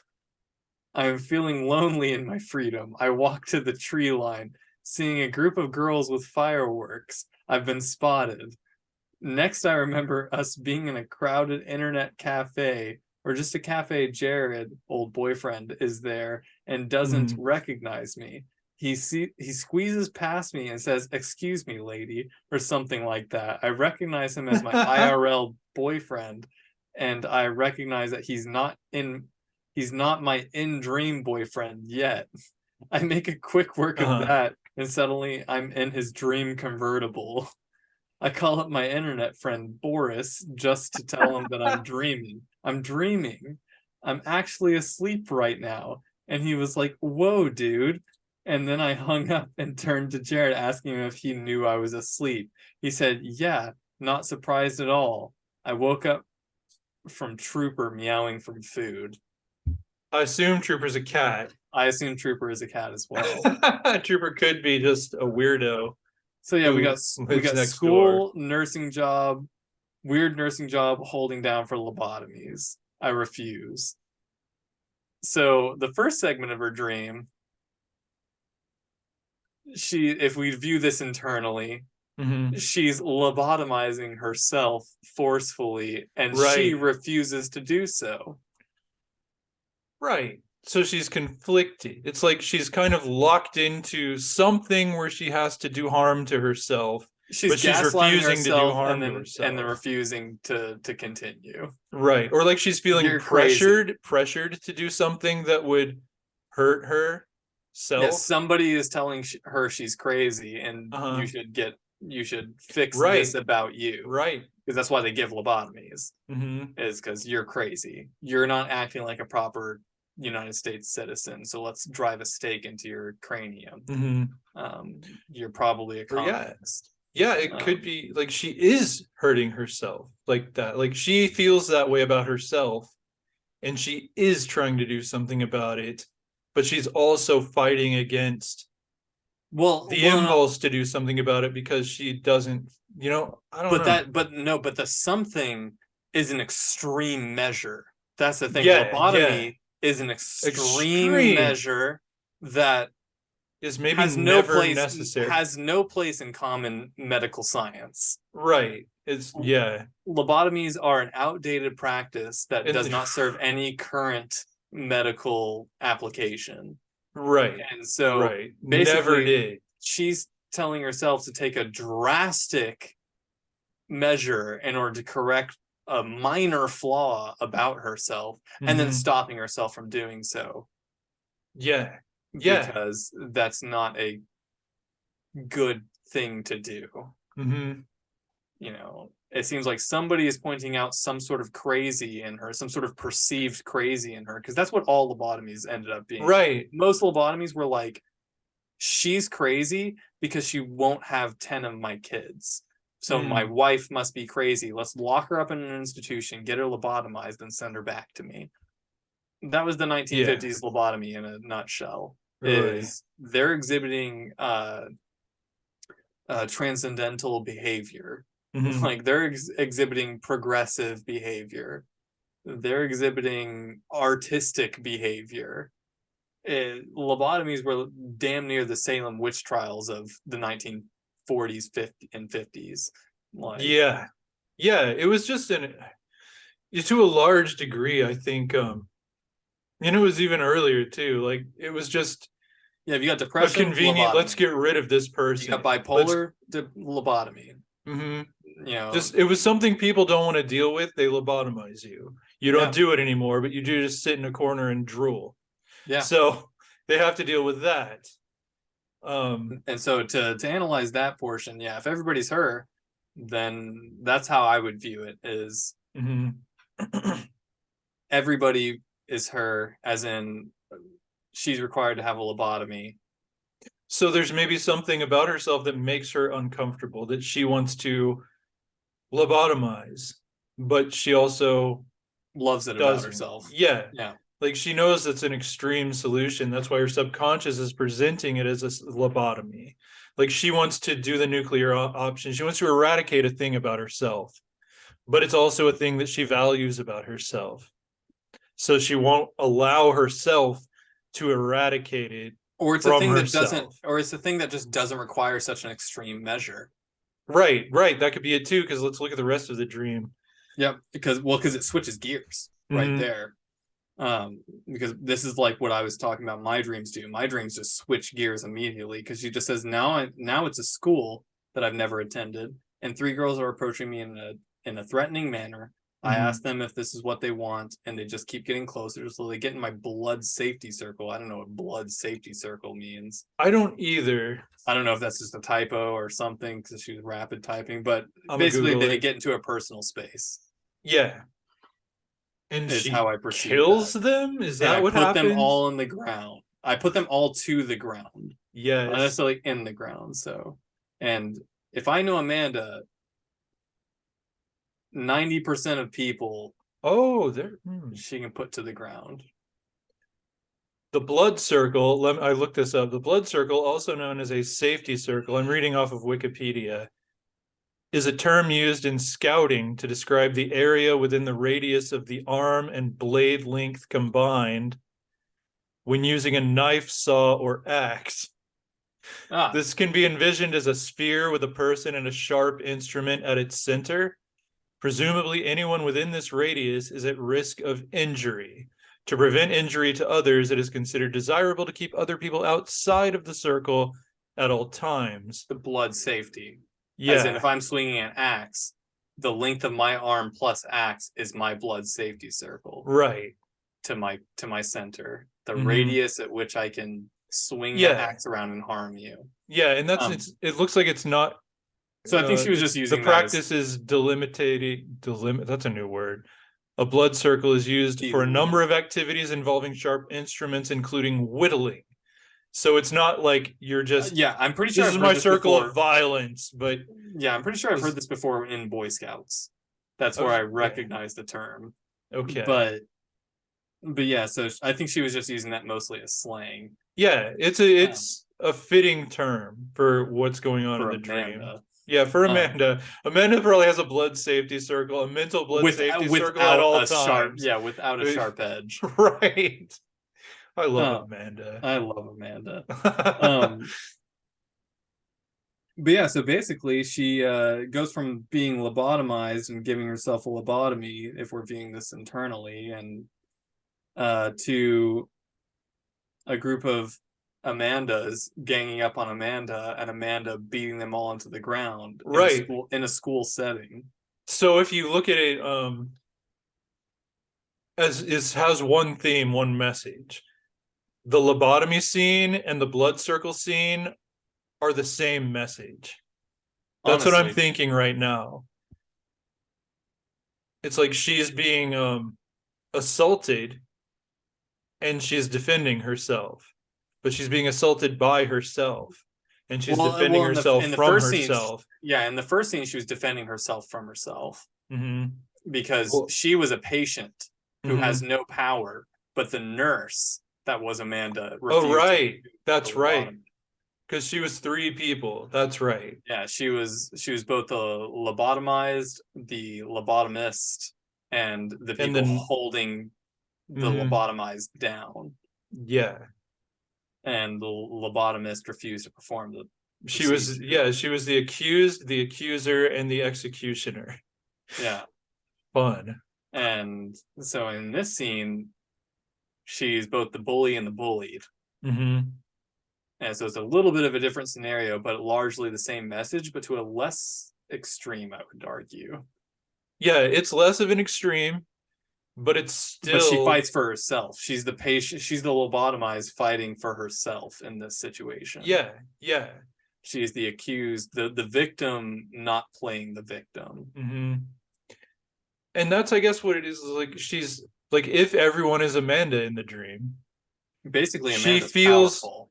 she's powerful, but she also, it's like she feels like maybe she's being too hard on herself. She's bullying herself over whatever this is that she doesn't like about herself, whatever it is that needs to be drilled out of her brain. It's worth noting that this dream is from almost 3 years ago as well. So whatever Oh, Amanda was is it? going on back then, Okay. And the concert one was from January 17th of this year. this year, yeah. That's right. I see that Dream May 9th, 20. Okay. So yeah, Um, we'd have to ask Amanda what was going on in 2020. well, That what were COVID you dealing was with? in What were you? lockdown. Yeah. But what does that have to do with herself? Like, what is it Yeah. that she doesn't like about herself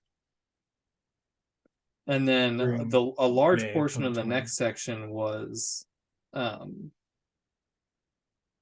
was like a freedom walk. Hmm. As I read, she waits for the cops and she remembers that she's free and walks away. She walks along the water to get close to the freedom path, sees a fossil of a T-Rex head with a winged body, Hmm. complete. I am feeling lonely in my freedom. I walk to the tree line, see a group of girls with fireworks. I've been spotted. Okay. There's a As lot. Like, okay. That's Can a you, lot. yeah, can you even apply Amanda to a T-Rex T-Rex. head? A T-Rex head, a winged Yes. T-Rex head fossil. That's a lot. Yeah, because just the fact that it's a fossil, the fact that it has wings, the fact that it's a T-Rex, The fact that she's looking for like, freedom. yeah, it's like wings represent freedom, T-Rex represents the skull, the fang, the teeth, that's threat, freedom, threat, and long dead. Like, I mean, there's so much there. I don't know if you can apply threat. It's almost like at least powerful. Power, that's another way to Yeah. look at it. I like that. Yeah, I think that's more perhaps more apt in this situation because it's majestic. It is, and it's extinct. Yeah. It's been snuffed out. Her power is fossilized. Yeah, Is and she found it though. She found her Yeah, fossilized power. right. And And so, and then she gets, so she's feeling lonely mhm, in the dream, which, I don't think I've ever experienced loneliness. Like I don't really when I dream, I don't really experience too many feelings until I wake up mhm, from the dream. mm, But I'm also not very much of a feeling oriented person in real life either. right. I'm very much a sort of an enigma of feeling. like I Yeah. experience feeling and then realize I'm experiencing feeling and then process how I probably felt before Hmm. in real life. Like I sort of be like, oh, that's what I was feeling earlier. Right. Why did I feel that way? Let me analyze how I felt at that time, even though I didn't know that's what I was feeling. Hmm. And so I experience very watered down feelings in a lot of scenarios. Right. So, and those that definitely carries over to my dreams, I would say. But so she's looking for freedom, looking for power, Hmm. finds her fossilized freedom, essentially. Because you could look at the T-Rex as also being like freedom is power. Um, and she gets recognized.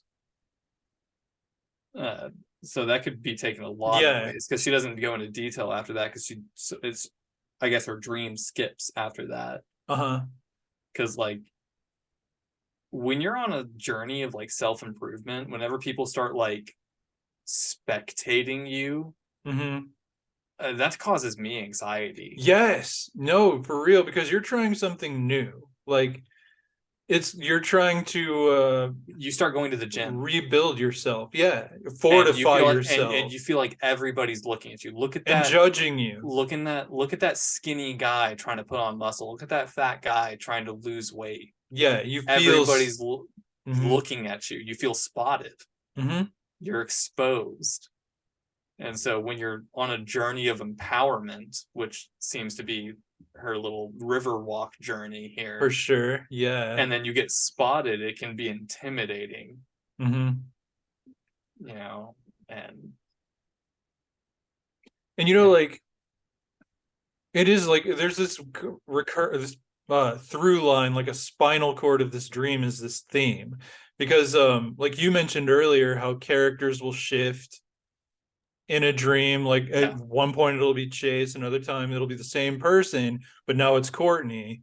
Like nothing, like you're in the car with Chase, then you look over, it's Courtney, and it's been Courtney the whole time, as far as you're aware at that right. moment.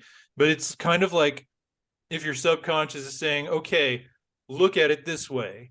Now look at the same thing, look at it this way. Here's another way you can look at this that's going on. So we'll tell you the same thing, but we'll use a different vocabulary of symbols and images, but True. we're telling you the same thing. Um, okay, so what else? She goes on to say, next she remembers being in a crowded internet cafe or just a cafe. Jared, old boyfriend, is Who, there. important to note, if this is from 3 years ago, No, this old, is yes, this is 3 years ago. yeah, Sorry. so old boyfriend at the time of the dream is current boyfriend. Yes, yes, that is Yeah. important. Um, And we know uh, that, like, it's not in the, we know Amanda, so she was still with Jared at the and time, she and I and now believe. that makes sense now that I know the date because she does mention that later in this description, but I didn't Mhm. really pick up on that. Um, she says, old boyfriend Jared is there, but he doesn't recognize me. He squeezes past me and says, "Excuse me, later, lady," or something like that. I recognize him as my IRL boyfriend, Uh-huh. and I recognize that he's not my in-dream boyfriend yet. And so, yeah, that's where she Right. mentions that at the time that was her boyfriend, but Hmm. in the dream, he wasn't. Yeah, not yet. Not He yet. didn't even recognize her. Excuse me, lady. Yeah. She says, I make quick work of that, whatever that means. And suddenly I'm in his dream convertible. She calls up Okay. her internet friend to proclaim to Boris. him, yeah, Boris, to proclaim to him that she's dreaming. So she's now having a lucid dream. She's figured out she's dreaming, which can totally shift where messages are in this dream. But see, this to me strikes me as what I was talking about earlier, where it doesn't seem like she's lucid dreaming so much as she's dreaming that she's dreaming. Okay, yeah, because it's not really It's not the disrupted. same. It's not the same. Like you can be dreaming that you're dreaming and not control the dream. Lucid dreaming to me is controlling the dream. And I think lucid dreaming, I mean, very technically, I think lucid dreaming is just being lucid to the fact that you're dreaming. You don't have to control it. Because I did and we'll get right back to this, just on what we're talking about, because it might not come up again. Like, I was always trying to control my lucid dreams. And I decided at one point I wasn't going to do that anymore. I was just going to go with it. Next time I figure out I'm dreaming, I'm just going to go with it and see what the dream is trying to show me while being aware of the fact that these are cryptic messages coming at me and try to solve the puzzle as I go. I did this next time I had a lucid dream. I find myself in a room with no doors and no windows, dim lighting. I don't know where the light was coming from, but I'm just sitting there and I'm like, oh, okay. I could control this dream right now and get out of this room. But I had decided I'm not going to control it anymore. But I was still very much aware of the dream and controlling myself within the dream. But I just sat down and I said, okay, show me what you want me to see. And then a door appeared in the wall. Walk through the door, vampires having an orgy all over the place. Vampires on the stairs, on the couches, up against the walls, banging each other. And then some guy comes up and he's like, the boss wants to see you upstairs. And I'm just walking through all these vampires banging. And I'm like, this is what you wanted me to see? Okay. And that was the dream, but I didn't control it. But I you just did. went That's the with it. thing. That's the thing is if you ask the dream, if you Okay, ask anything point. of the dream, Point. I feel like you're controlling the dream. I feel Okay. like it's in like, but I see your point as well that lucid dreaming is just the act of being lucid during Yeah, the it's just dream. being aware Yeah. that it's So a I dream. yeah, that definitely, is the literal definition of it. Mm-hmm. Because yeah, if you're influencing the dream at all, because did And you the even knowledge that you can change anything that because you because want. it brings this brings me back to, is lucid dreaming even a thing in the first place? Mm-hmm. Because I could say that you were just dreaming that you asked that of your dream, and then we're just lucid all the time. Right, And but then and is and life Glenn not? and Glenn Clark as himself would ask of his dreams in his dreams. Like Except that Glenn, it's weird. it's Yeah. like because like when you're not in control, like you're going with something, but you don't know that it isn't real. But if you know that it isn't real and still choose to go through with it, It's just the knowledge that it isn't real. It's not that I dreamt I had the knowledge, what I did. Like, if you look at it that way, everything you're doing right now, we're dreaming this in a way. Oh God, no, that's another topic. And that's where I get into like lucid dreaming, and you start finding meaning and symbols in everything in the waking world too. And it's kind of like my whole life can be interpreted the way that a dream can. I don't know. You've gone silent, which never has happened Yeah, in the no, 800 years I've known you. yeah, no, I'm just thinking, just thinking, because there's a lot to think about in that regard. Yeah. Because I'm just turning over the contradictions in my head of, like, are we ever truly awake type of Right. thing. Are we not always dreaming?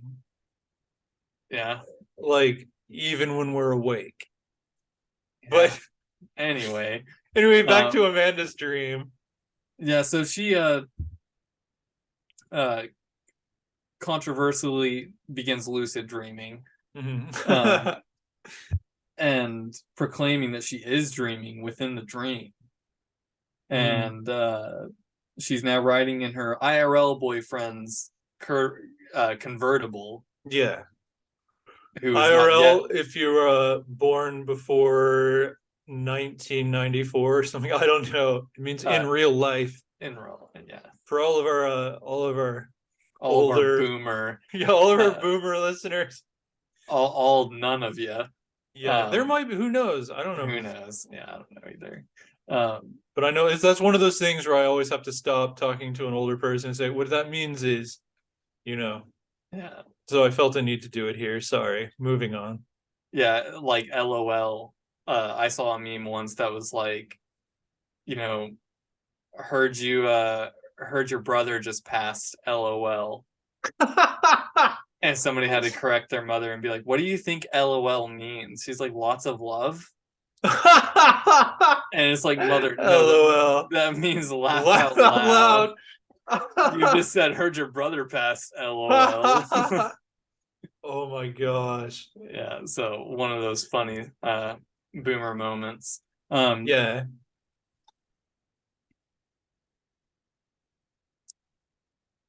And so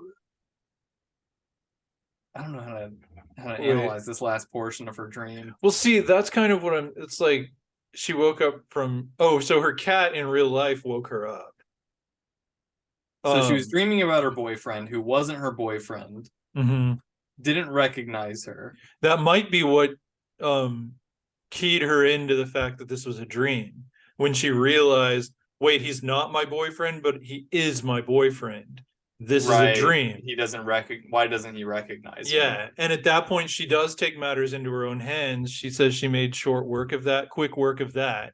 Oh, okay, so that means she made him her boyfriend. She's in his car, so she's now taking control of the dream, so she's not listening to the messages anymore. So those first two parts are the dream is in control.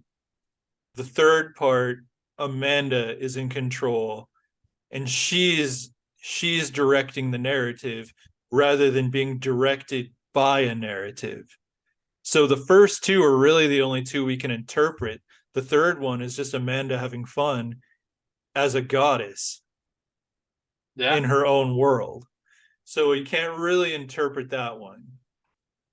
Like at the point she sees Jared and he doesn't recognize her, that's it. That's the last part I think we can really try to dissect here. But we don't know where it went. We don't know where it would have gone had she not become lucid. But it probably would have mirrored the first two scenes in some way. Yeah, probably. Thematically.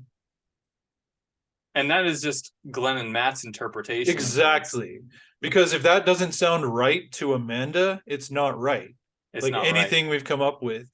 If anyone's trying to interpret your dreams and they're like, well, this means this and this means that, if that doesn't seem right to you, it's not right. They've got it wrong. Because if someone gets it right, sounds like you want to bang your mother. Right. And you're like, no, I don't. But, well, no, that's what this dream is. That's what this dream symbol means. A teddy bear drinking coffee always means Yeah, a crab in your dream means incest. a crab in your dreams means you're gay. Right, always. See, don't Yeah, listen to stuff like that. Anything where you look up on the internet, what do things mean in dreams?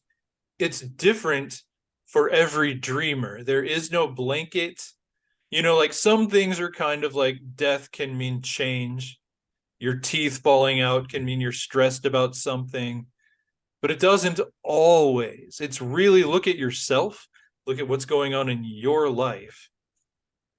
Because if yeah, that doesn't and so feel and right, so it's not. in terms of my apocalypse, Mm-hmm.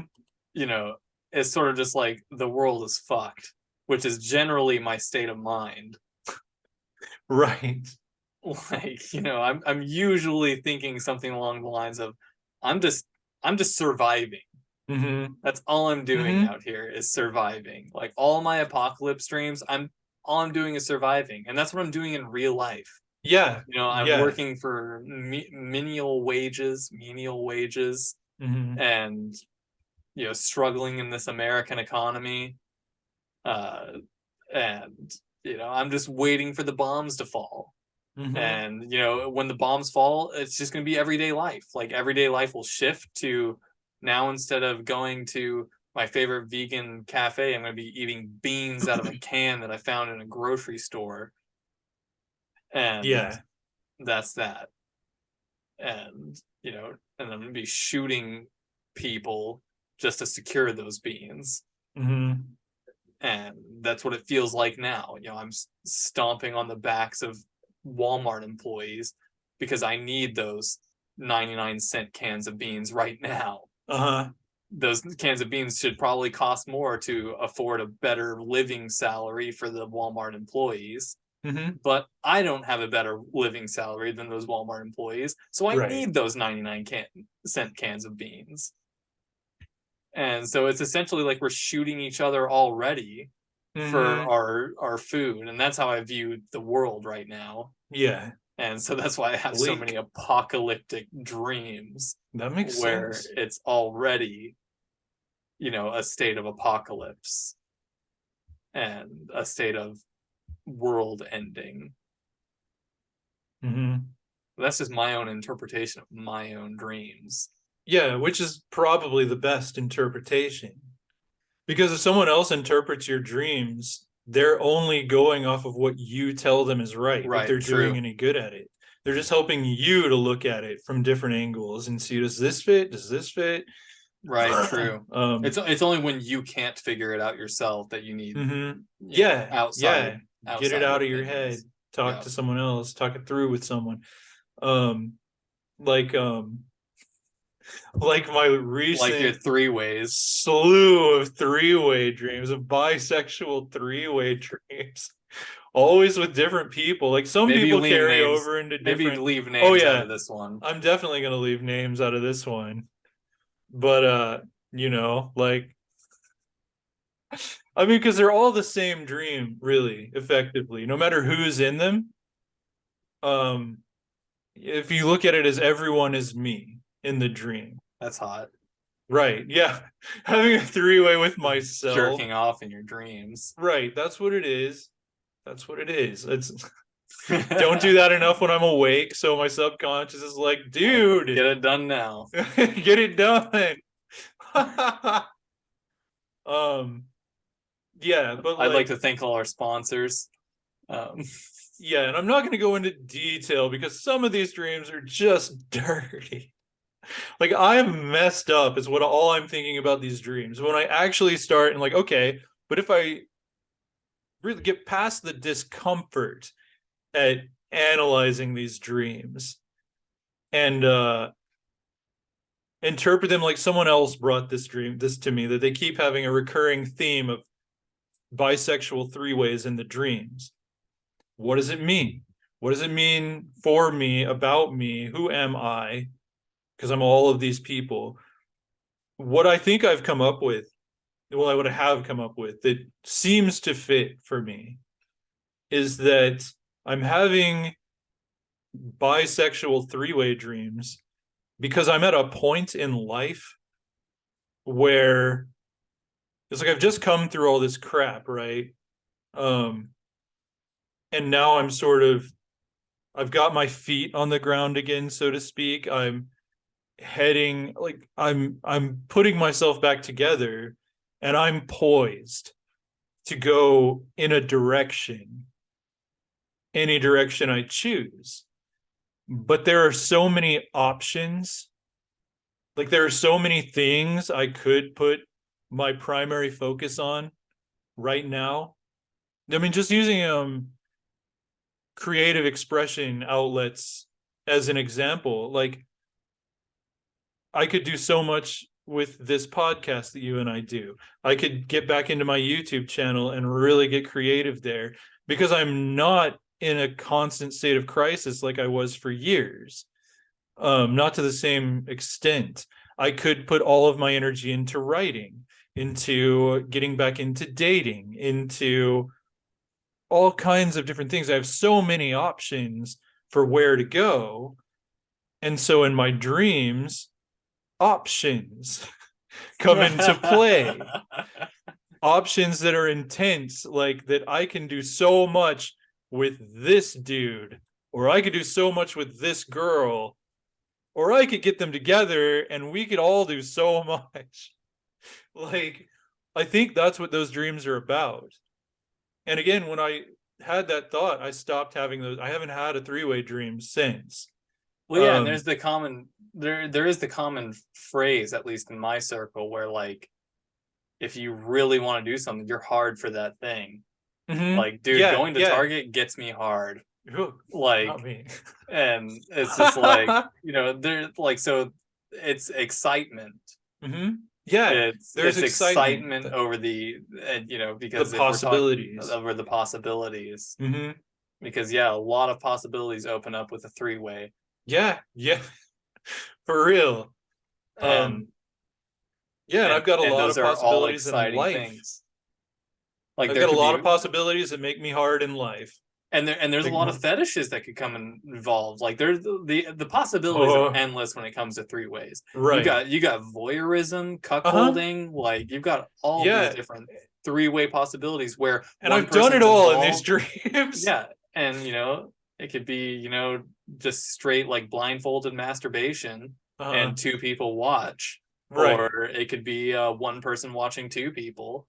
It could be gay, it could be straight. Thought about this. It could be no, this is just right off the dome. Yeah. Like, no, but you're right. I've read a lot of dirty manga. Right. That helps.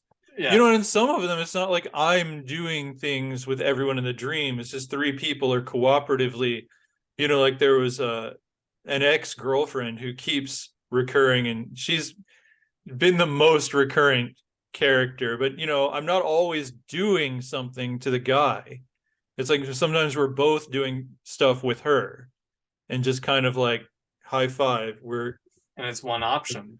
Yeah, that's an option. And in some of them, I'm doing stuff with both of them. And some, it's like, so there's so many different ways it can play out.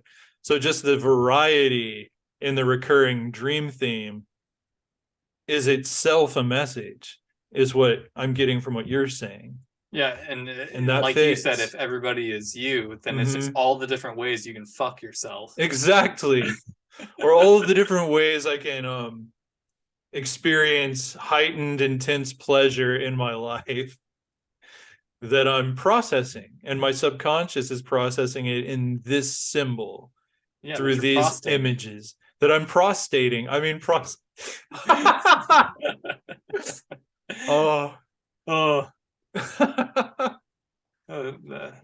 was a good one.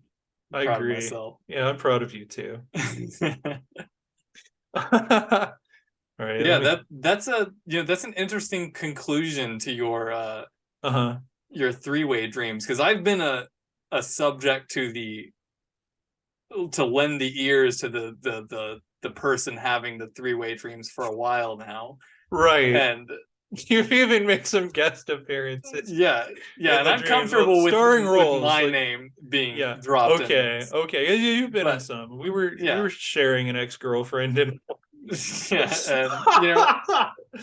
and I am a possibility. I am a I am a option. Right. Like, as we are doing this podcast right now, Right. we have collaborated on several projects in regard to your YouTube videos. Yeah, And- true. and I You've been am- in a lot. You're And I am a large leg of the new options in general. yeah, And hence why we are living together currently. right.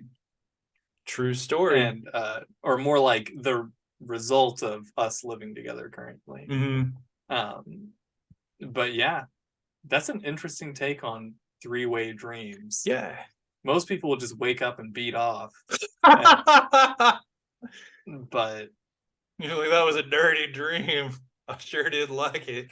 most people will probably be disturbed by the content. Well, yeah. Yeah, I mean, to some extent I was by some of them. Yeah. But at the same time, some of them I was disturbed because I wasn't disturbed. Like, just the makes sense. some of them I was disturbed, like, given that I know you. right, right. But yeah, no, that's a good interpretation. Interpreting dreams is fun. It is really fun. It's like, it's enlightening. Yeah, really. It's enlightening because it, at the end of the day, it either means something or it doesn't. Yeah. Like it, because sometimes you're just going back over, like, I go to Six Flags, ride roller coasters all day. When I go to sleep, even as I'm falling asleep, I feel myself on a roller coaster. No, and then I'll have roller coaster dreams. I literally have this starred and arrows pointing to it. Oh, nice. Because I watch a ton of anime. We've, as established, you are the weeb of wonders. I am the weeb of wonders. I also read a lot of manga. And when I do these things, I often binge them. Like when I start an anime that's already completed. Now, if it's airing, I'm at the mercy of the networks. But if it's already completed, like I've watched 2 whole animes in the last 2 days. One of them being 12 episodes, the other one being 26 episodes. And I've watched, what is that? 38 episodes of anime in the last 2 days. Right. Wow. Not including the anime that is airing. So I've watched about 40 episodes of anime in the last 2 days. And when I read manga, I am not above reading 100 chapters a day if it's like a weekend. Right. Oh man. Yeah, because I read Domestic Girlfriend. Yeah. All 280 chapters, all 28 volumes of Domestic Girlfriend in a weekend. Yeah, that was I slept for marathon weekend. I slept for about 6 hours from the course of from Friday to Saturday. As in, I got off of work on Friday, read until about 4 a.m. And I woke up at about 8 a.m. and read all day, neglecting meals and sleep and friends you had over. Because friends came over Saturday night and they were like, "You want to play Xbox with us?" And I was like, "No, I'm busy," and just sat in my bed reading manga until about 3-4 a.m. And then I woke up on Sunday at about 8 a.m. and read until I finished it. Nice. I love weekends like that. And like my friends are like waking up and they're like, slowly starting to move around and order breakfast from McDonald's and chow down in my room. And then they start playing Xbox. And then it's like, hey, I think it's time for me to head out. And then they, head out. And then I finish it and I'm just like, and I am left lost and distraught after reading through years of some character's lives. But my point being, when I do these things, I often continue the story in my dreams. I go to bed for a couple hours and the story continues. And so when I was doing Domestic Girlfriend, it was the most prominent that it probably has ever been, because I binged the shit out of that manga. And I would read until I need to go to bed. Like I'd finish a volume. If there's 28 volumes, I probably read about, you know, 6 or 7 volumes Friday night, Yeah. and then probably like 12 volumes Saturday, and then the rest Sunday. And when I went to bed Friday, the manga continued in my head while I was dreaming. I I wrote a remember completely this. different story. Uh-huh.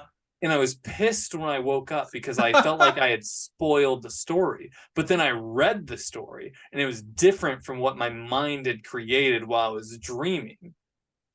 And so it was like I was reading 2 different stories. Like I had a different story in my mind already that Yeah. worked. Yeah. Like it definitely worked because it was like straight from the author is what it Mhm. felt like while I was dreaming, because I had subconsciously picked up on all of her little uh tendencies, Yeah. and I took it a different route in my dream. Mhm. And the next day I went to bed, did the same thing with more knowledge, and I was pissed again when I woke up Mhm. because I felt like I had spoiled the story, but then it was different when I read it. And I forgot where this came from, what you had said before that reminded me of this, but that's just one of the things Um, that happens to me when I dream. uh-huh. Gosh, Is no. What did I say? Dang it. Because I well, wanted to know where you were we going. were talking about 3 ways with dreams and how they Yeah. have meaning to you and Mhm. how you can take that meaning, um,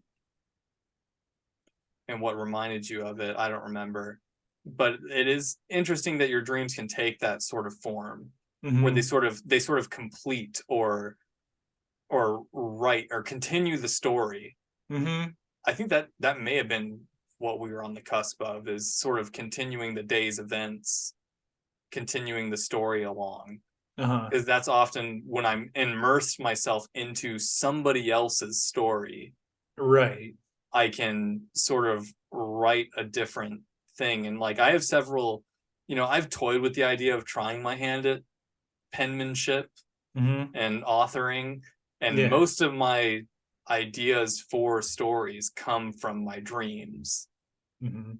And like I will dream about an event that is not me, it's not anybody I know, I'm Mhm. viewing it almost externally, Right. and I wake up and I'll be like, what in the hell was that?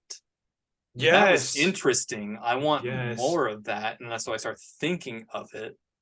And you know this is sort of segueing me into the only other dream that I've written down. I've wrote down 2 dreams, but the one I wrote down for this podcast is kind of a doozy. Oh, good. I like a doozy. A doozy of And a dream. now keep in mind this is straight talk to text, and I've not edited this at all, so I will You'll have to edit probably, as you go. yeah. So, and it's just my dreams can be very, I jump all over the place. Mhm. So I had land out in the middle of nowhere. It was vacant, nothing was built on it. I was living out there, but I have no idea where I was actually living. Next door was a very rich family. Don't recognize the people that were there. They sort of look snobby. And one day we walked to a community center. And because it's talk to text, it's like a big massive run on sentence.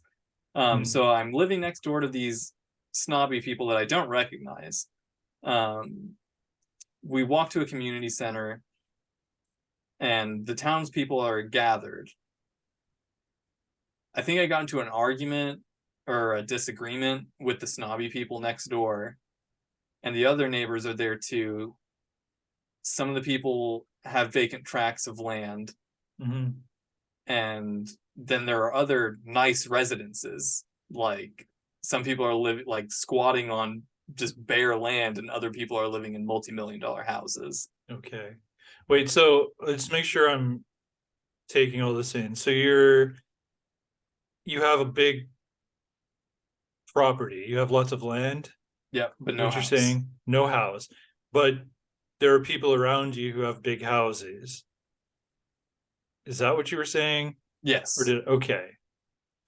But only some of the people. Yes, Okay. only some of the people. And what other details am I missing at this point? Other than my neighbors are snobby. Your neighbors are snobby. Okay. In big houses, you have Big a house. lot of Yeah. land, no house. Okay. Yeah, and Let's this is one family. This not my neighbors, as in like Oh, they're the main character. Like okay. The main character is your neighbor's family, the family that the lives family of the next door. next door. Yeah. Okay. Gotcha. So I walked down to some sort of community center, Mhm. town gathering of some sort. So some people are me and have vacant tracks and living out there in tents, I assume, or something. Mhm. And then other people are living in, multi-million-dollar stone houses with pools and wrought iron fencing. Mhm. Is how it was in my dream. I'm able to remember this because it's my dream. Right. uh, Right. you know, that's the reason why I did this text to talk, is because I'm able to jog my memory on these sorts of things. Mhm. I said that they were basically compounds on these tracts of lands. Like, so these were large tracts of land. Like they probably had garages, like hangars. Like that's what I mean. Like hangar, Yeah. like external garages, like 5-car garages and shit like that. So I'm at some sort of town meeting, Mhm. and I see an orange glow off in the distance, Okay. and basically something's on fire. Mhm. And Hmm. as I approach, there was a mob of people from a neighboring town marching in and setting the place ablaze. Wait, a mob But of people from a neighboring a town. neighboring town. Okay. Yeah. And wait, what are They they setting on fire? just the land. The land, your Yeah. land, Everybody's. everybody's. Okay. And The world is on fire. the world is on fire. And I said strangely, strangely though, they weren't hostile to us. Hmm. As in, like, Hmm. in the dream, I'm like walking past this, pitchforks and torches mob Yeah. that's setting my land on fire as I'm trying to go to my land, and they're not tackling me to the ground and killing me. Mm-hmm. They're letting me pass. They're letting everybody pass. They're not attacking the people. They're attacking the land. So they're making a statement of Yeah. some sort. Okay. Interesting. So I said, so I hopped in my car, even though I walked there. Like, my dream, just jumping Right, around. right. Now I have new transportation. Thank you, Dream. Okay, wait a minute. So this is all talk to text. So I said, no, wait, that didn't happen. That reminds me of that recipe my sister sent us that time. Yeah, where It's she like, told us to do stuff, and like then it's written down. later she's like, no, wait, don't do that. Instead of correcting, done that. yeah, because we're going one step at a time. She said, add the tomatoes and stir for 10 minutes. And then we do 3 more things. And it says, no, wait, don't add the tomatoes yet. Yeah, or it was something, it was a spice or something, or an amount. I think Yeah, it was an it was amount. yeah, it was like 3 It was like- tablespoons of cumin. I And it was like, think it was no, wait, cumin. no, wait, only 1 tablespoon. It's like okay, 3 tablespoons. Next direction. No, wait. Oh, well, I can't take it out now. All right, we can proceed. But yeah, Sorry. so it says, no, wait, that didn't happen. To me jumping in my car, or maybe to something prior to that, maybe the Yeah. mob. I don't know. Well, you'll probably correct, right? Let's see. Yeah. Let's find out. Well, I'm trying to remember. Let's see. The most profound thing was, again, it turned into a survival thing. Mm-hmm. To me. Like, that's what really caught my attention from this dream. Was maybe it was just the car thing that didn't happen, because the fire definitely happened. Basically, I said, no, wait, that didn't happen. And then I just sort of continue on. There's a lake nearby, and I had people grab water and stuff to bring to the fires. And I just remember marching past all the people that were doing this, and they didn't try to hurt me at all. I remember being very disappointed that my snobby neighbor's house survived the flames. But I wanted to get there and make sure it actually did, because if it if I needed it, I knew that I needed shelter, Right. and that place would have to work even though there was nothing on my land to begin with. LOL. Mm. Right. Dream Like, logic. dream logic. Yeah, so I So is mean that the whole dream? there is another segment to the dream that Okay. is 100% removed. So we think. Let's hear it. It says the next segment of that dream was much more peaceful, and somehow it was in Louisiana, I think. Hmm. And I don't remember much about this part, but we are putting together a costume for a girl that was there, and it was almost like it kind of looked like a female Aquaman costume. Hmm. We completed the costume. We were going to some sort of party. It seemed like it was Mardi Gras, but I guess it was a sports event. And the reason why I was in Louisiana, I knew I was in Louisiana, was I was wearing a New Orleans Saints beanie along Mhm. with a non-existent Louisiana football team's jersey. Okay. As in, I remember I was wearing Okay. conflicting teams' jerseys from the same state, Hmm. as if I was wearing like a Dallas Cowboys jersey and a Houston Texans beanie. Okay. And I guess I was trying to bridge the gap between fan bases. Turns out we were going to some sort of sporting event, and then I woke up. So just completely removed from the world is on fire and the people of the world aren't trying to hurt me, but rather just people just want to watch the world burn. And Okay. Interesting. All right. So break it down. First, you have first, I have but land, no no house. house. And your neighbors have a house, your snobby neighbors who you clearly don't like. That's what I've been gleaned from your tone. Yeah. Oh look, I just scratched myself a hickey. Like Bad boy. yeah. Okay, and then people who aren't hostile to you set the world on fire. Do we know why they did that? No, I never figured that out. All I know is that they weren't hostile. Yeah. That's the To only thing I know. anyone, To they were anyone. making a statement. Yeah, they were setting our town ablaze. I don't know if their town was also if they set their own town ablaze, Mhm. but they were outsiders Yeah, but the coming world, in. your dream world was on fire. As far as Right. you were Yep. aware of anything, it was on fire. But your neighbor's house didn't. Let's call like so. First first of all, it's you're a have not. Your neighbors are haves. Yep. Um.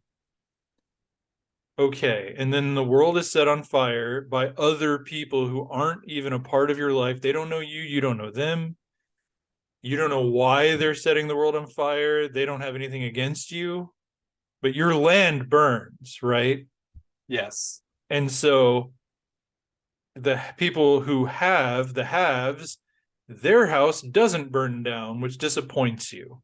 Yep. But then it turns out you need them now because they have and you have not. It Even sounds like the more state of than the American before. economy. It definitely does. That's all I'm thinking about as I'm listening to your dream. So then you wind up leaving that burnt husk of a dream realm and entering another one, Louisiana, but you're wearing conflicting team merchandise, Yep. conflicting team gear. And that's about where the dream ends. Yeah. But so you are conflicted because the haves having benefits you, but you having not does not. That hurts It's you. annoying. The world, if the world catches on fire, you're screwed because you don't have shelter. But they still do after the flames die down. And I recognize it too in the dream. Right. I recognize that if the neighbor's house is on fire, I need to put out that fire Yeah. because that's my only shelter. Mm-hmm. And the dream logic is that I didn't have a house to begin with. Right. But in my dream, I'm like, we need to focus on making sure their house survives. So that there will be a house. Yes. Um, And so this sounds like Amazon. Like this sounds like yes. this sounds like the Silicon Valley banks getting Mhm. bailed out by the government. Right. Good. Like, You need the banks.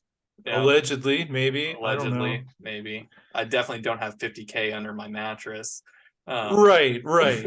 Um, but it does sound like maybe you're conflicted about the economy. Like, because, like, when did you have the stream?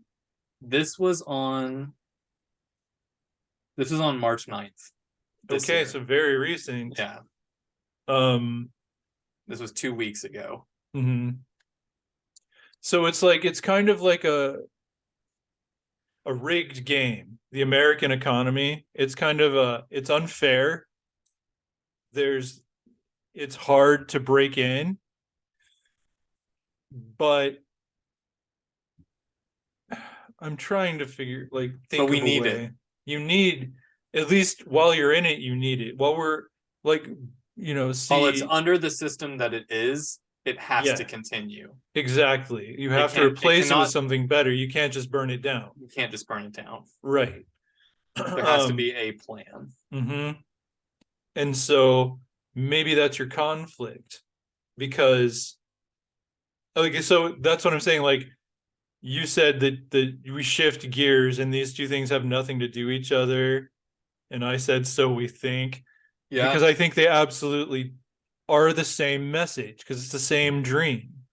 It's like you're conflicted because you're disappointed that their house didn't burn down, but you needed it to not burn down. And then you find yourself happy, freer, more carefree, but you're wearing conflicting team gear. Yeah, so that's a lot more out of it, because I haven't read this since I wrote it at Mhm. all. I wanted it to be sort of fresh. I didn't Right. want to analyze it myself. But yeah, that's, as I'm reading this, I'm definitely thinking American economy and my Mhm. place in it. Right. And And your conflicted feelings. Where when you're in a field with no house, or when you're in a more carefree place, you're still conflicted. it's true. Yeah. It's interesting. It's very interesting. Does that resonate? That It does. No, okay. it definitely does. Because, like a lot of our podcasts have started off just another day in the life of a cog in the wheel, Yeah. a cog in the system. Mm-hmm. It's tiring just being a cog in the system, Yeah, it really is. having no land and having to protect the houses of the haves. Mm-hmm. And if we're talking Game of Thrones, the houses, Right. like the literal lineages Yeah, in this country. yeah, those people who aren't, they don't have any idea what your life is like, and they don't care. Right. But I'm not bitter. I'm not bitter either. I got a roof over my head, air conditioning's on, Mm-hmm. food and water. I'm Right. really not that bitter. Right. It could be better. I'm more Could be bitter better, about could be worse. yeah, I'm more bitter about the people who have it way worse, that are way more Right. deserving that a lowly cretin as I Right. am.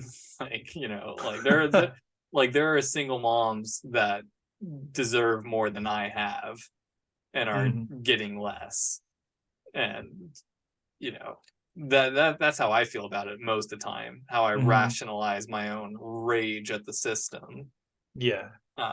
my own rage against the machine, if you will. Yeah. um, but yeah, that was a fun dream. I You have know, one more if you have time. I do, but I mean, before we move on, can Yeah. I just noticed something, like when we did my three-way dreams, like we're interpreting that, we were doing it as an internal message from subconscious. Oh When we gosh, did you want to do the yours, external.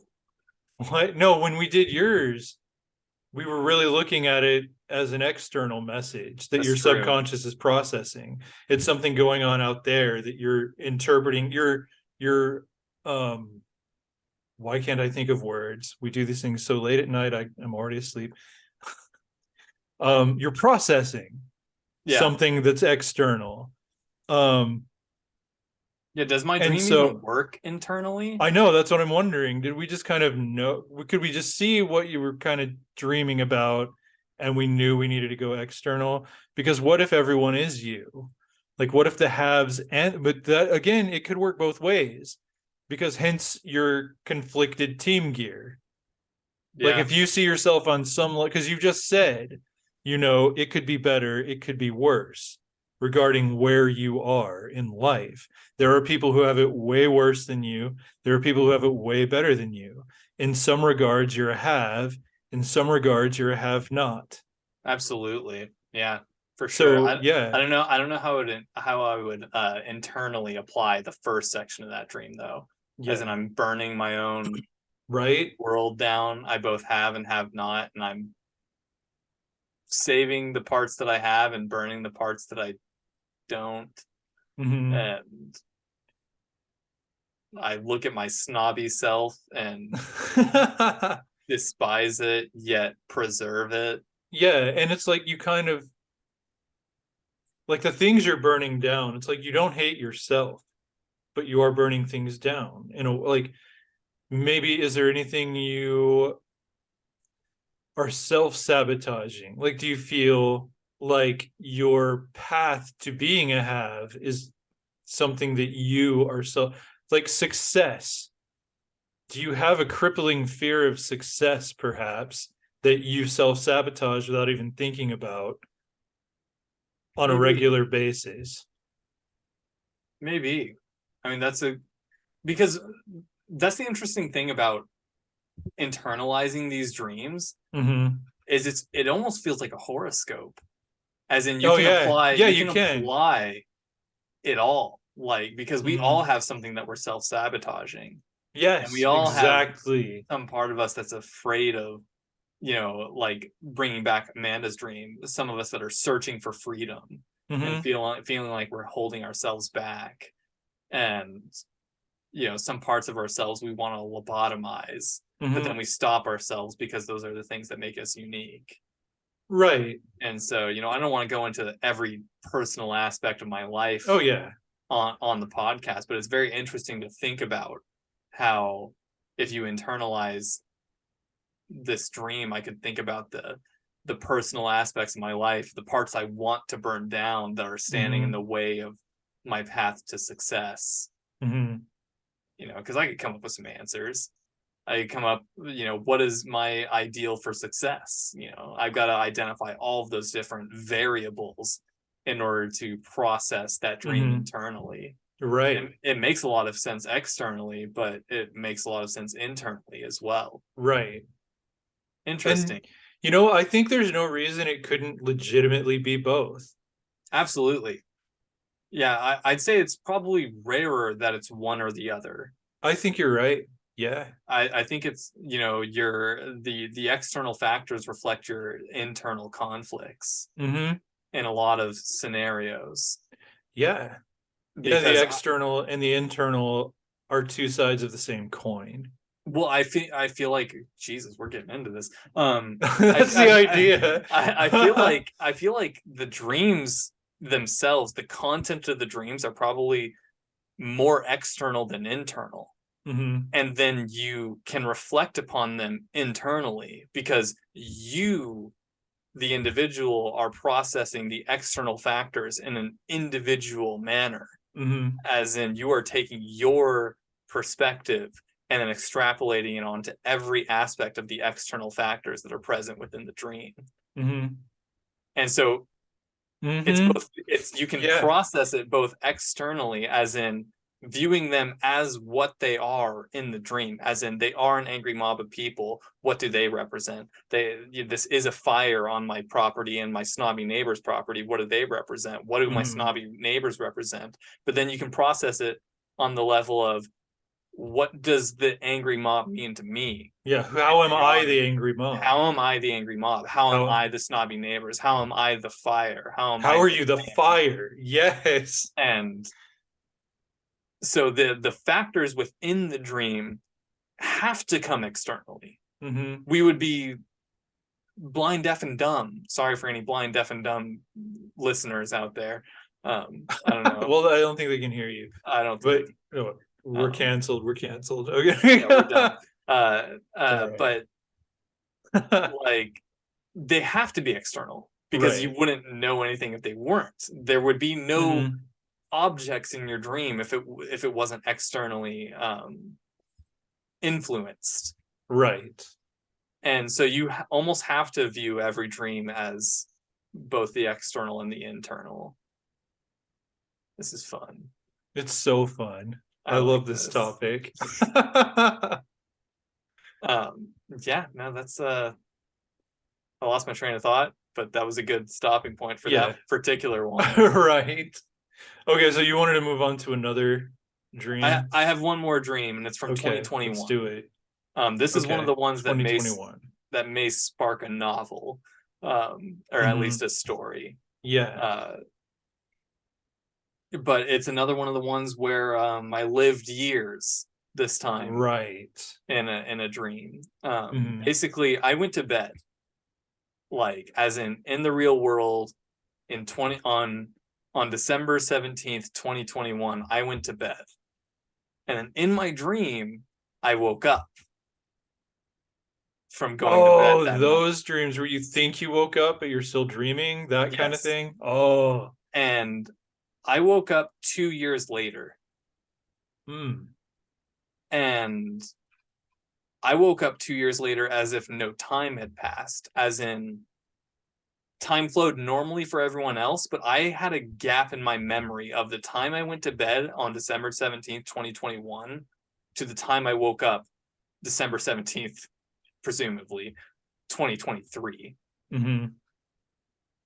And I have a lot more insight on this dream than I wrote down because I was just trying to keep the bullet points on this note that I made in my phone. But it appears that as I'm reading as I wrote, it appears that I was forgetting a lot of things in those 2 years because there were all these post-it note reminders all over the place. One thing that's not written here that I feel like is important to reference is the fact that the way I knew that 2 years had passed was that I woke up in a strange place. Mm-hmm. I did not recognize where I was living. And sorry for the sexually explicit content out there, but I woke up naked next to a girl I didn't know, Mm-hmm. who was also In the naked dream. in the dream. Yeah. So I woke up 2 years later in bed with a girl I was unfamiliar with. Mm-hmm. And we had apparently had a very steamy night. So And steamy that you forgot the last 2 years of your life. and I was very confused. Mm-hmm. And she, rustles awake as I do, and I'm having an existential crisis in bed. Mm-hmm. And she wishes me a good morning and stuff. And I'm like, who the fuck are you? And she gets Jeez. pissed at me, Mm-hmm. gets dressed and leaves. And I come to find out that apparently that's my girlfriend of like the last year. Hmm. Like she knows me quite well. Mm-hmm. And not her first time staying over. And I had no idea who she was. And so that's how I found out that I had a massive gap in my memory. Yeah.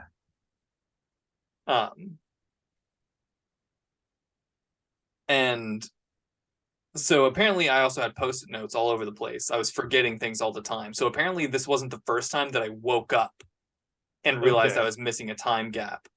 And so it's like I kept going back to sleep, but I'd write things down throughout the day that I realized, like, I've just woken up on, March 3rd, Mm-hmm. 2022, and I remember nothing over the last year. Apparently this is my life. Go to work at this address. You work as a barista, something like that. Mm-hmm. And I said I tried playing it casually at first, like as in when I met people, I tried to play it off as in I'm just me as I am every day. Yeah. But the first person in the dream that caught on to me was my sister. Hmm. She knew as soon as she saw me. So I guess I hadn't seen her in 2 years because she probably would have noticed immediately beforehand Hmm. as well. And it says in the text here that she caught on as soon as she saw me. And so this is just an interesting premise for a story Oh in yeah. general. Yeah.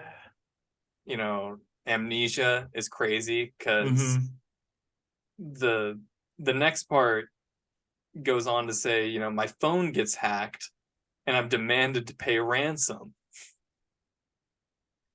And it says, I don't panic because there's nothing embarrassed to be leaked, as far as I know. As far as you know, what were you up to for the past two Yeah, years? exactly. And it says the person on the other end is a weird girl that ends up talking my ear off.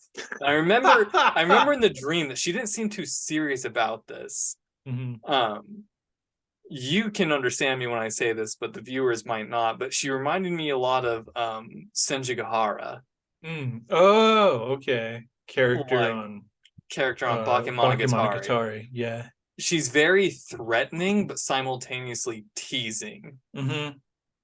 It's kind of And like playfully threatening, but yeah, she's really threatening, she's really threatening. but she's also really playful. Like it's all She will kill you with she stationery. will kill you with stationery, Um, but she's kind of toying with you about it. Like, in a cute way, yeah, as she has exactly. as she Like, has a box cutter inside your mouth. right. Um, Oh, forgot but about that scene. yeah, so I say she's the person on the other end is a weird girl that ends up talking my ear off, apparently forgetting that I'm supposedly her hostage. And then I say, I say, because this is all me in a dream wake state. Like I've Yeah. just woken up, and I say I eventually crack up, and when asked why, I tell her that it's kind of refreshing not being pitied for once. Huh. Huh. And then the last line is just, I wonder what kind of girl she is. Hmm. And so, a lot of my memory of this dream may be jumbled up with thoughts of authorship after this, because I say, Uh, what I wonder what kind of girl she was. And I think I actually went back to sleep and jumped right back into this dream, hmm. because that's something that happens whenever I have those Saturdays, as I previously mentioned. It's like if I'm having a dream, I can often wake up from it and be like, that was a weird dream, and then go right back to sleep and jump And jump right back in. in Yeah, I've had that before as with well. knowledge, with being, it's almost like premeditated, Hmm. which is a way to lucid dream as well, Hmm. by meditating before you Oh go to yeah. bed. Yeah, that's the hard way to do it in my opinion. Probably Because it's kind of because like you're it's hard to trying not to meditate. let go of your consciousness as your body falls asleep. Yeah. I freak out when that actually happens to me. If my body starts falling asleep, I feel like I'm dying because I'm losing control of my body and I'm still awake and I start panicking and I'll wake Ah, up. that makes sense. In my Yeah. situation, it's more of the same thing as I mentioned, where I've continued the manga/anime, Yeah. as in I'm really dwelling on the story that I was just reading or viewing, Hmm. and I go back to bed and I continue it. Yeah. I had a similar thing reading when I first started getting into reading Star Wars novels. My dad bought me Star Wars Heir to the Empire after my sophomore year in high school because I got through it. I actually didn't fail everything. So he bought me this Star Wars book that had just come out. And when I finally got into reading that, I was so into it that when I went to sleep, I dreamt the movie of the book that I was reading. I dreamt going to the movie theater and watching this whole thing. And it kept going because I hadn't finished reading the book yet. But it's just like what you were talking about. Like I saw the movie of it, then I came back to finish reading the book. And it was totally It different from was what. totally different after a point. After the point where I hadn't read yet, it was a different story. But yeah. when something's really, because that's another thing, when something's really on your mind consciously, it can take over your dreams too. It doesn't always have to be from the subconscious. Sometimes you are so focused on something with your conscious mind that you don't let go of it even when your conscious mind switches off. It's just like, here, subconscious info, here's the, I'm going to dump all this on you Yeah, for well, and dream time in tonight. 2021 was like, it's not hard to imagine why I would want to fast forward 2 years. Right. Where I was in 2021. 2021 was hard for us all. Yeah, like, I was working from home. I was totally isolated. Mm-hmm. Like, a lot of things are still shut down. And Yeah. when was this? This was in December of 2021. So yeah, it's, we're a little over a year into COVID. I'm Mm-hmm. working from home full time now. My routine literally consists of wake up, go sit at my computer, get off my computer, Yeah. go play Xbox, go to bed, wake up, get on my computer, go play Xbox, go to bed. Like, just zero social contact outside of, Mm-hmm. playing Xbox, texting, Right. calling people maybe. Right. And yeah, it was I think one of my friends was going through a rough time during that period as well, and had pretty much cut off contact from me. Mm. And so, like, one of my major outlets of social contact was no longer an option. Right. And it was like, so all I wanted to do was go to bed and wake up 2 years later, basically. Mm-hmm. And so it's not hard to see where that came from. But in my dream state, I woke up and it was weird, because Mm-hmm. you can't just skip over the trials of life. Mm-hmm. If you do, you don't learn anything. So you wake up blind 2 years later. Right. Right. Yeah. And It's like that movie Click. click. Yep. Depressing movie. Depressing, but I've never so actually watched the whole powerful. thing. I've never actually watched the whole thing because I was like, I hate this idea, because I have thought about this idea. Right. Like, it was too relatable. It Is was what, way like, too relatable that, a like, lot of once you times we fast forward through life because we don't want to deal with things. And then and it's we like, miss the good parts. yeah, yeah, because you're trying to skip over the bad. Mm-hmm. And yeah, so I've never actually watched that whole movie because Mm-hmm. it hit a nerve in me Yeah, for where, like, I real. was like, because I do that. Mm-hmm. I do that. Like, I go on autopilot where I Mm-hmm. just dissociate from everything. Yeah.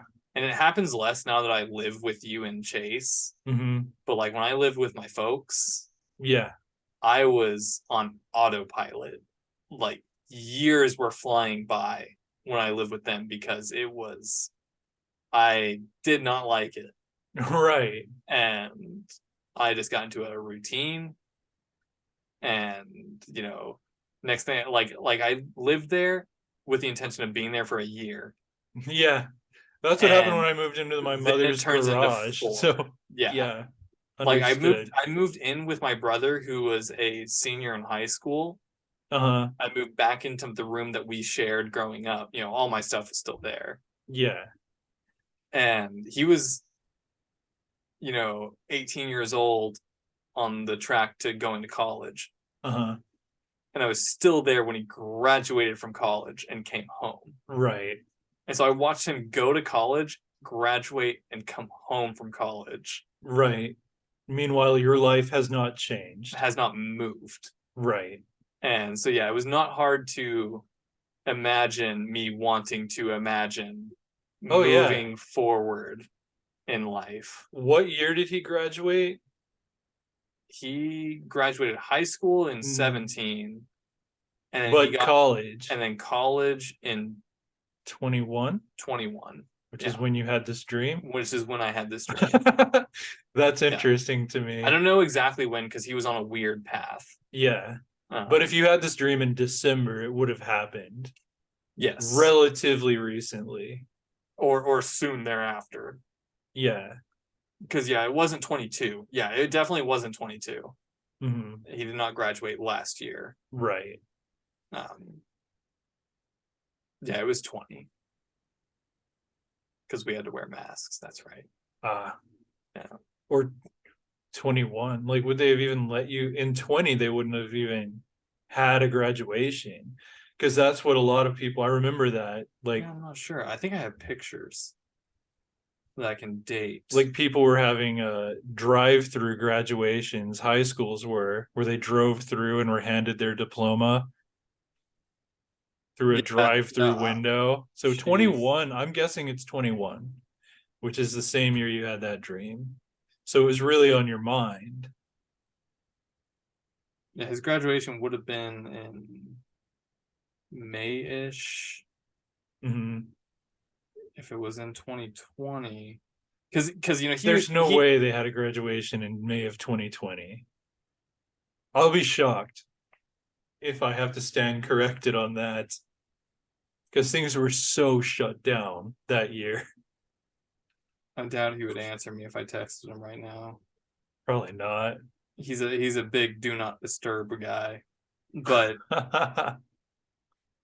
yeah, either way, it makes sense that Yeah.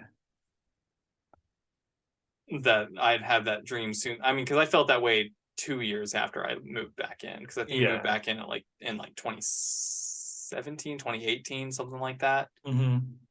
And so yeah, I guess I didn't spend 5 years there, but it was longer than Close. I had Yeah. anticipated. Hmm. A large part of that is just due to life happening. Plans to move in with somebody, plans fall through, plans to move in with somebody, plans fall through. Yeah. The reliability of 20 something year olds generally struck Right. me pretty hard. Right. Um, so yeah. But yeah, that was my those are my dreams because I have so many. And Hmm. like I said, most of them are apocalyptic. And so I don't even feel like writing them down whenever I wake up from yet another Uh-huh. alien apocalypse one. Some of them are pretty freaking weird. Yeah. Some of them go on for months, Yeah. like I've had those too. where I wake up and I've been living as a guerrilla combat survivor Hmm. for months, but now I have to start my job. You have PTSD from the war in your Yeah, dream. yeah, from watching my friends get eaten by aliens. Hmm. And so but now I'm just supposed to work, Hmm. even though I lost Chase 6 months ago in Right. my dream. Had to watch him get barbecued by ET and Yeah, butt fucked by ET. at the same time, like both. Yeah, spit Yes. roasted literally and erotically. Right. Well, anyway, so do dreams have meaning?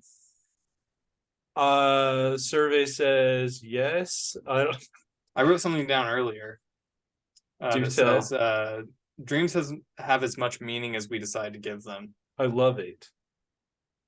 I tried not spilling the beans on that a moment ago, but because I feel like that's a profound wrap up I agree. to this whole thing, because these have as many interpretations as there are people to interpret them. Right. But the only right one is the one that resonates with you. I agree with that. But you the dreamer. But yeah, if you never bother or care to interpret your dreams, I mean, wasn't that a weird dream about 3 ways. yeah, 3 ways or the land burning and the house not burning down and then I'm in New Orleans or whatever. Like, wasn't that weird? Moving on.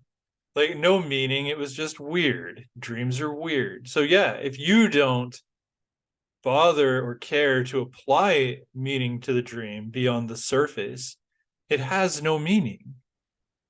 I agree.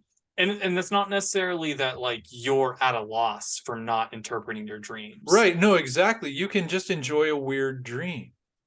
because one of the things that's interesting that I've just now thought of is that had I not interpreted any of my dreams, it's not like I didn't understand what was going on in my waking life. Uh-huh. Yeah. I Yeah. was unhappy with living with my folks and being stagnant. Hmm. That was no secret.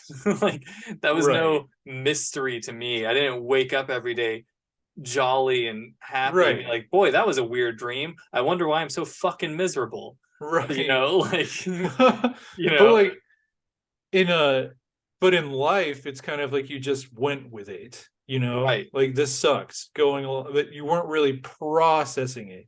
Maybe that's what your dreams were trying to do, is actually confront and process what you're going through.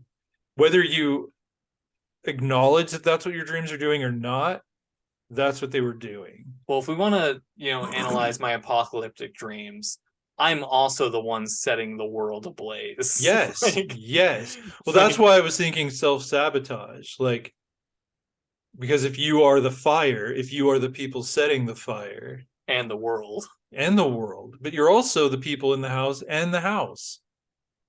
Is there sort of could you view them hybridly? I As think in the so. world is the world and I am the aliens? Yeah. Maybe I shouldn't read The Catcher in the Rye. Oh Uh, no. Yeah. I think we both should, just to see. I don't know. Because like I look at literature, like fiction writing, as dreams too. it Speaking is, of The yeah. Catcher in the Rye, like I think things can be interpreted, like based on who wrote it, why, when, where, what were they going through. Um, that's almost a topic for another time. Like, what else can you interpret? Like, kind of like when talking about lucid dreams, um, and how I was having them all the time at one point, and I started seeing symbolism in the waking world that was no different than the symbolism I was seeing in my dreams. And I started interpreting life, like what I was going through. What does that say about my spirit? What does Glenn represent to me? Yeah, exactly. It got crazy, but I could do it. So it's kind of like you can find meaning in things. And maybe there is meaning. And if it's helpful to you, Interpreting dreams that's, helps you yeah. interpret real life. Yeah, exactly. It can lend a sort of an examiner's focus to how you approach life when you start approaching the abstract that is dreams. Hmm. Because I mean, life is pretty bizarre Yeah. in and of Yeah, itself. truth. And this could all be a dream. This could all be a Yeah. simulation. And it And arguably is. Like, who knows? right. We're And in it. so We're not outside of it. We're kind of like you are when you're in a dream. You're in it. You're kind of not like, outside of it. You can't really interpret it till you get outside of it. right, unless you're lucid dreaming. Right. And even then, And even then hence my hypothesis that lucid dreaming is just dreaming, mm-hmm, because you can't really interpret it until you're outside of it anyway. mm-hmm, And so were you just, dreaming? Dreaming is basically, mm-hmm. I guess, my thoughts on lucid dreams is that whether it's lucid or not, Yeah, whether you know you're dreaming or not, you're dreaming. you're dreaming, and the interpretation is up for when you're waking. Right. You're up. It's up to you to interpret your lucid dream after the lucid dream, just like it is up to you to interpret your dream after you dream. Yeah, I agree. You're There's looking up, or well, there's one of them damn mosquito hawks in my room. oh, Yeah, those one of things those, are all one over of the those. place right now. Yeah, no, I was reading an article about how there's higher numbers this year. I believe it. They're Yeah, crazy all over the place. and I there's have to always one chase in him my out of my car. car. Yeah. So he's flying around here. Well, I guess I appreciate him eating all the mosquitoes. Right. That is nice. Yeah, keep the malaria numbers down. But anyway, got any closing thoughts for this podcast? No, I kind of feel like we covered closing thoughts. I feel like, Yeah, I feel like we covered it in 3 hours. yeah, that was a good one. That was good conversation, good verbal intercourse Yeah, for our Pornhub that Amanda's gonna watch. yeah. This is her Pornhub. This is her Pornhub. I like it. Boom. Autodidactica. One man podcast, one Autoerotica woman's didactica. porn. Autoerotica didactica. I like it. Yeah, that's the new podcast name. That's the new, yeah, that's what we're gonna do. Well, Yeah, check out our anyways, Pornhub. yeah, check out all of our other links and stuff. Glenn is an author. He does stuff. True. You can find my my websites, glensladeclarkjr.com. If you want to read my books, you can also find all the episodes of Autodidactica there, and all of my other YouTube channel videos. Links to all of my narcissistic endeavors are at the website that is my full name.com. Yeah, I allegedly do music, My Perfect Band. Indeed. And then that's your band. That is my band. Next week, tune in. We'll be doing Should All Drugs Be Legal? Right. That'll be led by our main man, Glenn Clark.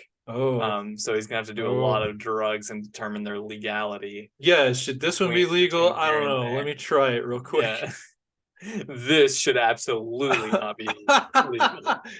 Like, as I'm in prison. Like, no, that one, no, I should be here. This is true. Yeah, we'll be filming that one from the back of a squad car. Right. But yeah, so tune in next week. It should be a fun one. Yeah. They're all fun ones to me. Yeah, so until next time, this has been Autodidactica with Do Dreams Have Meaning? Yup. Good night. I think they do. I think they do too. Good night and sweet dreams. Sweet dreams. Nice.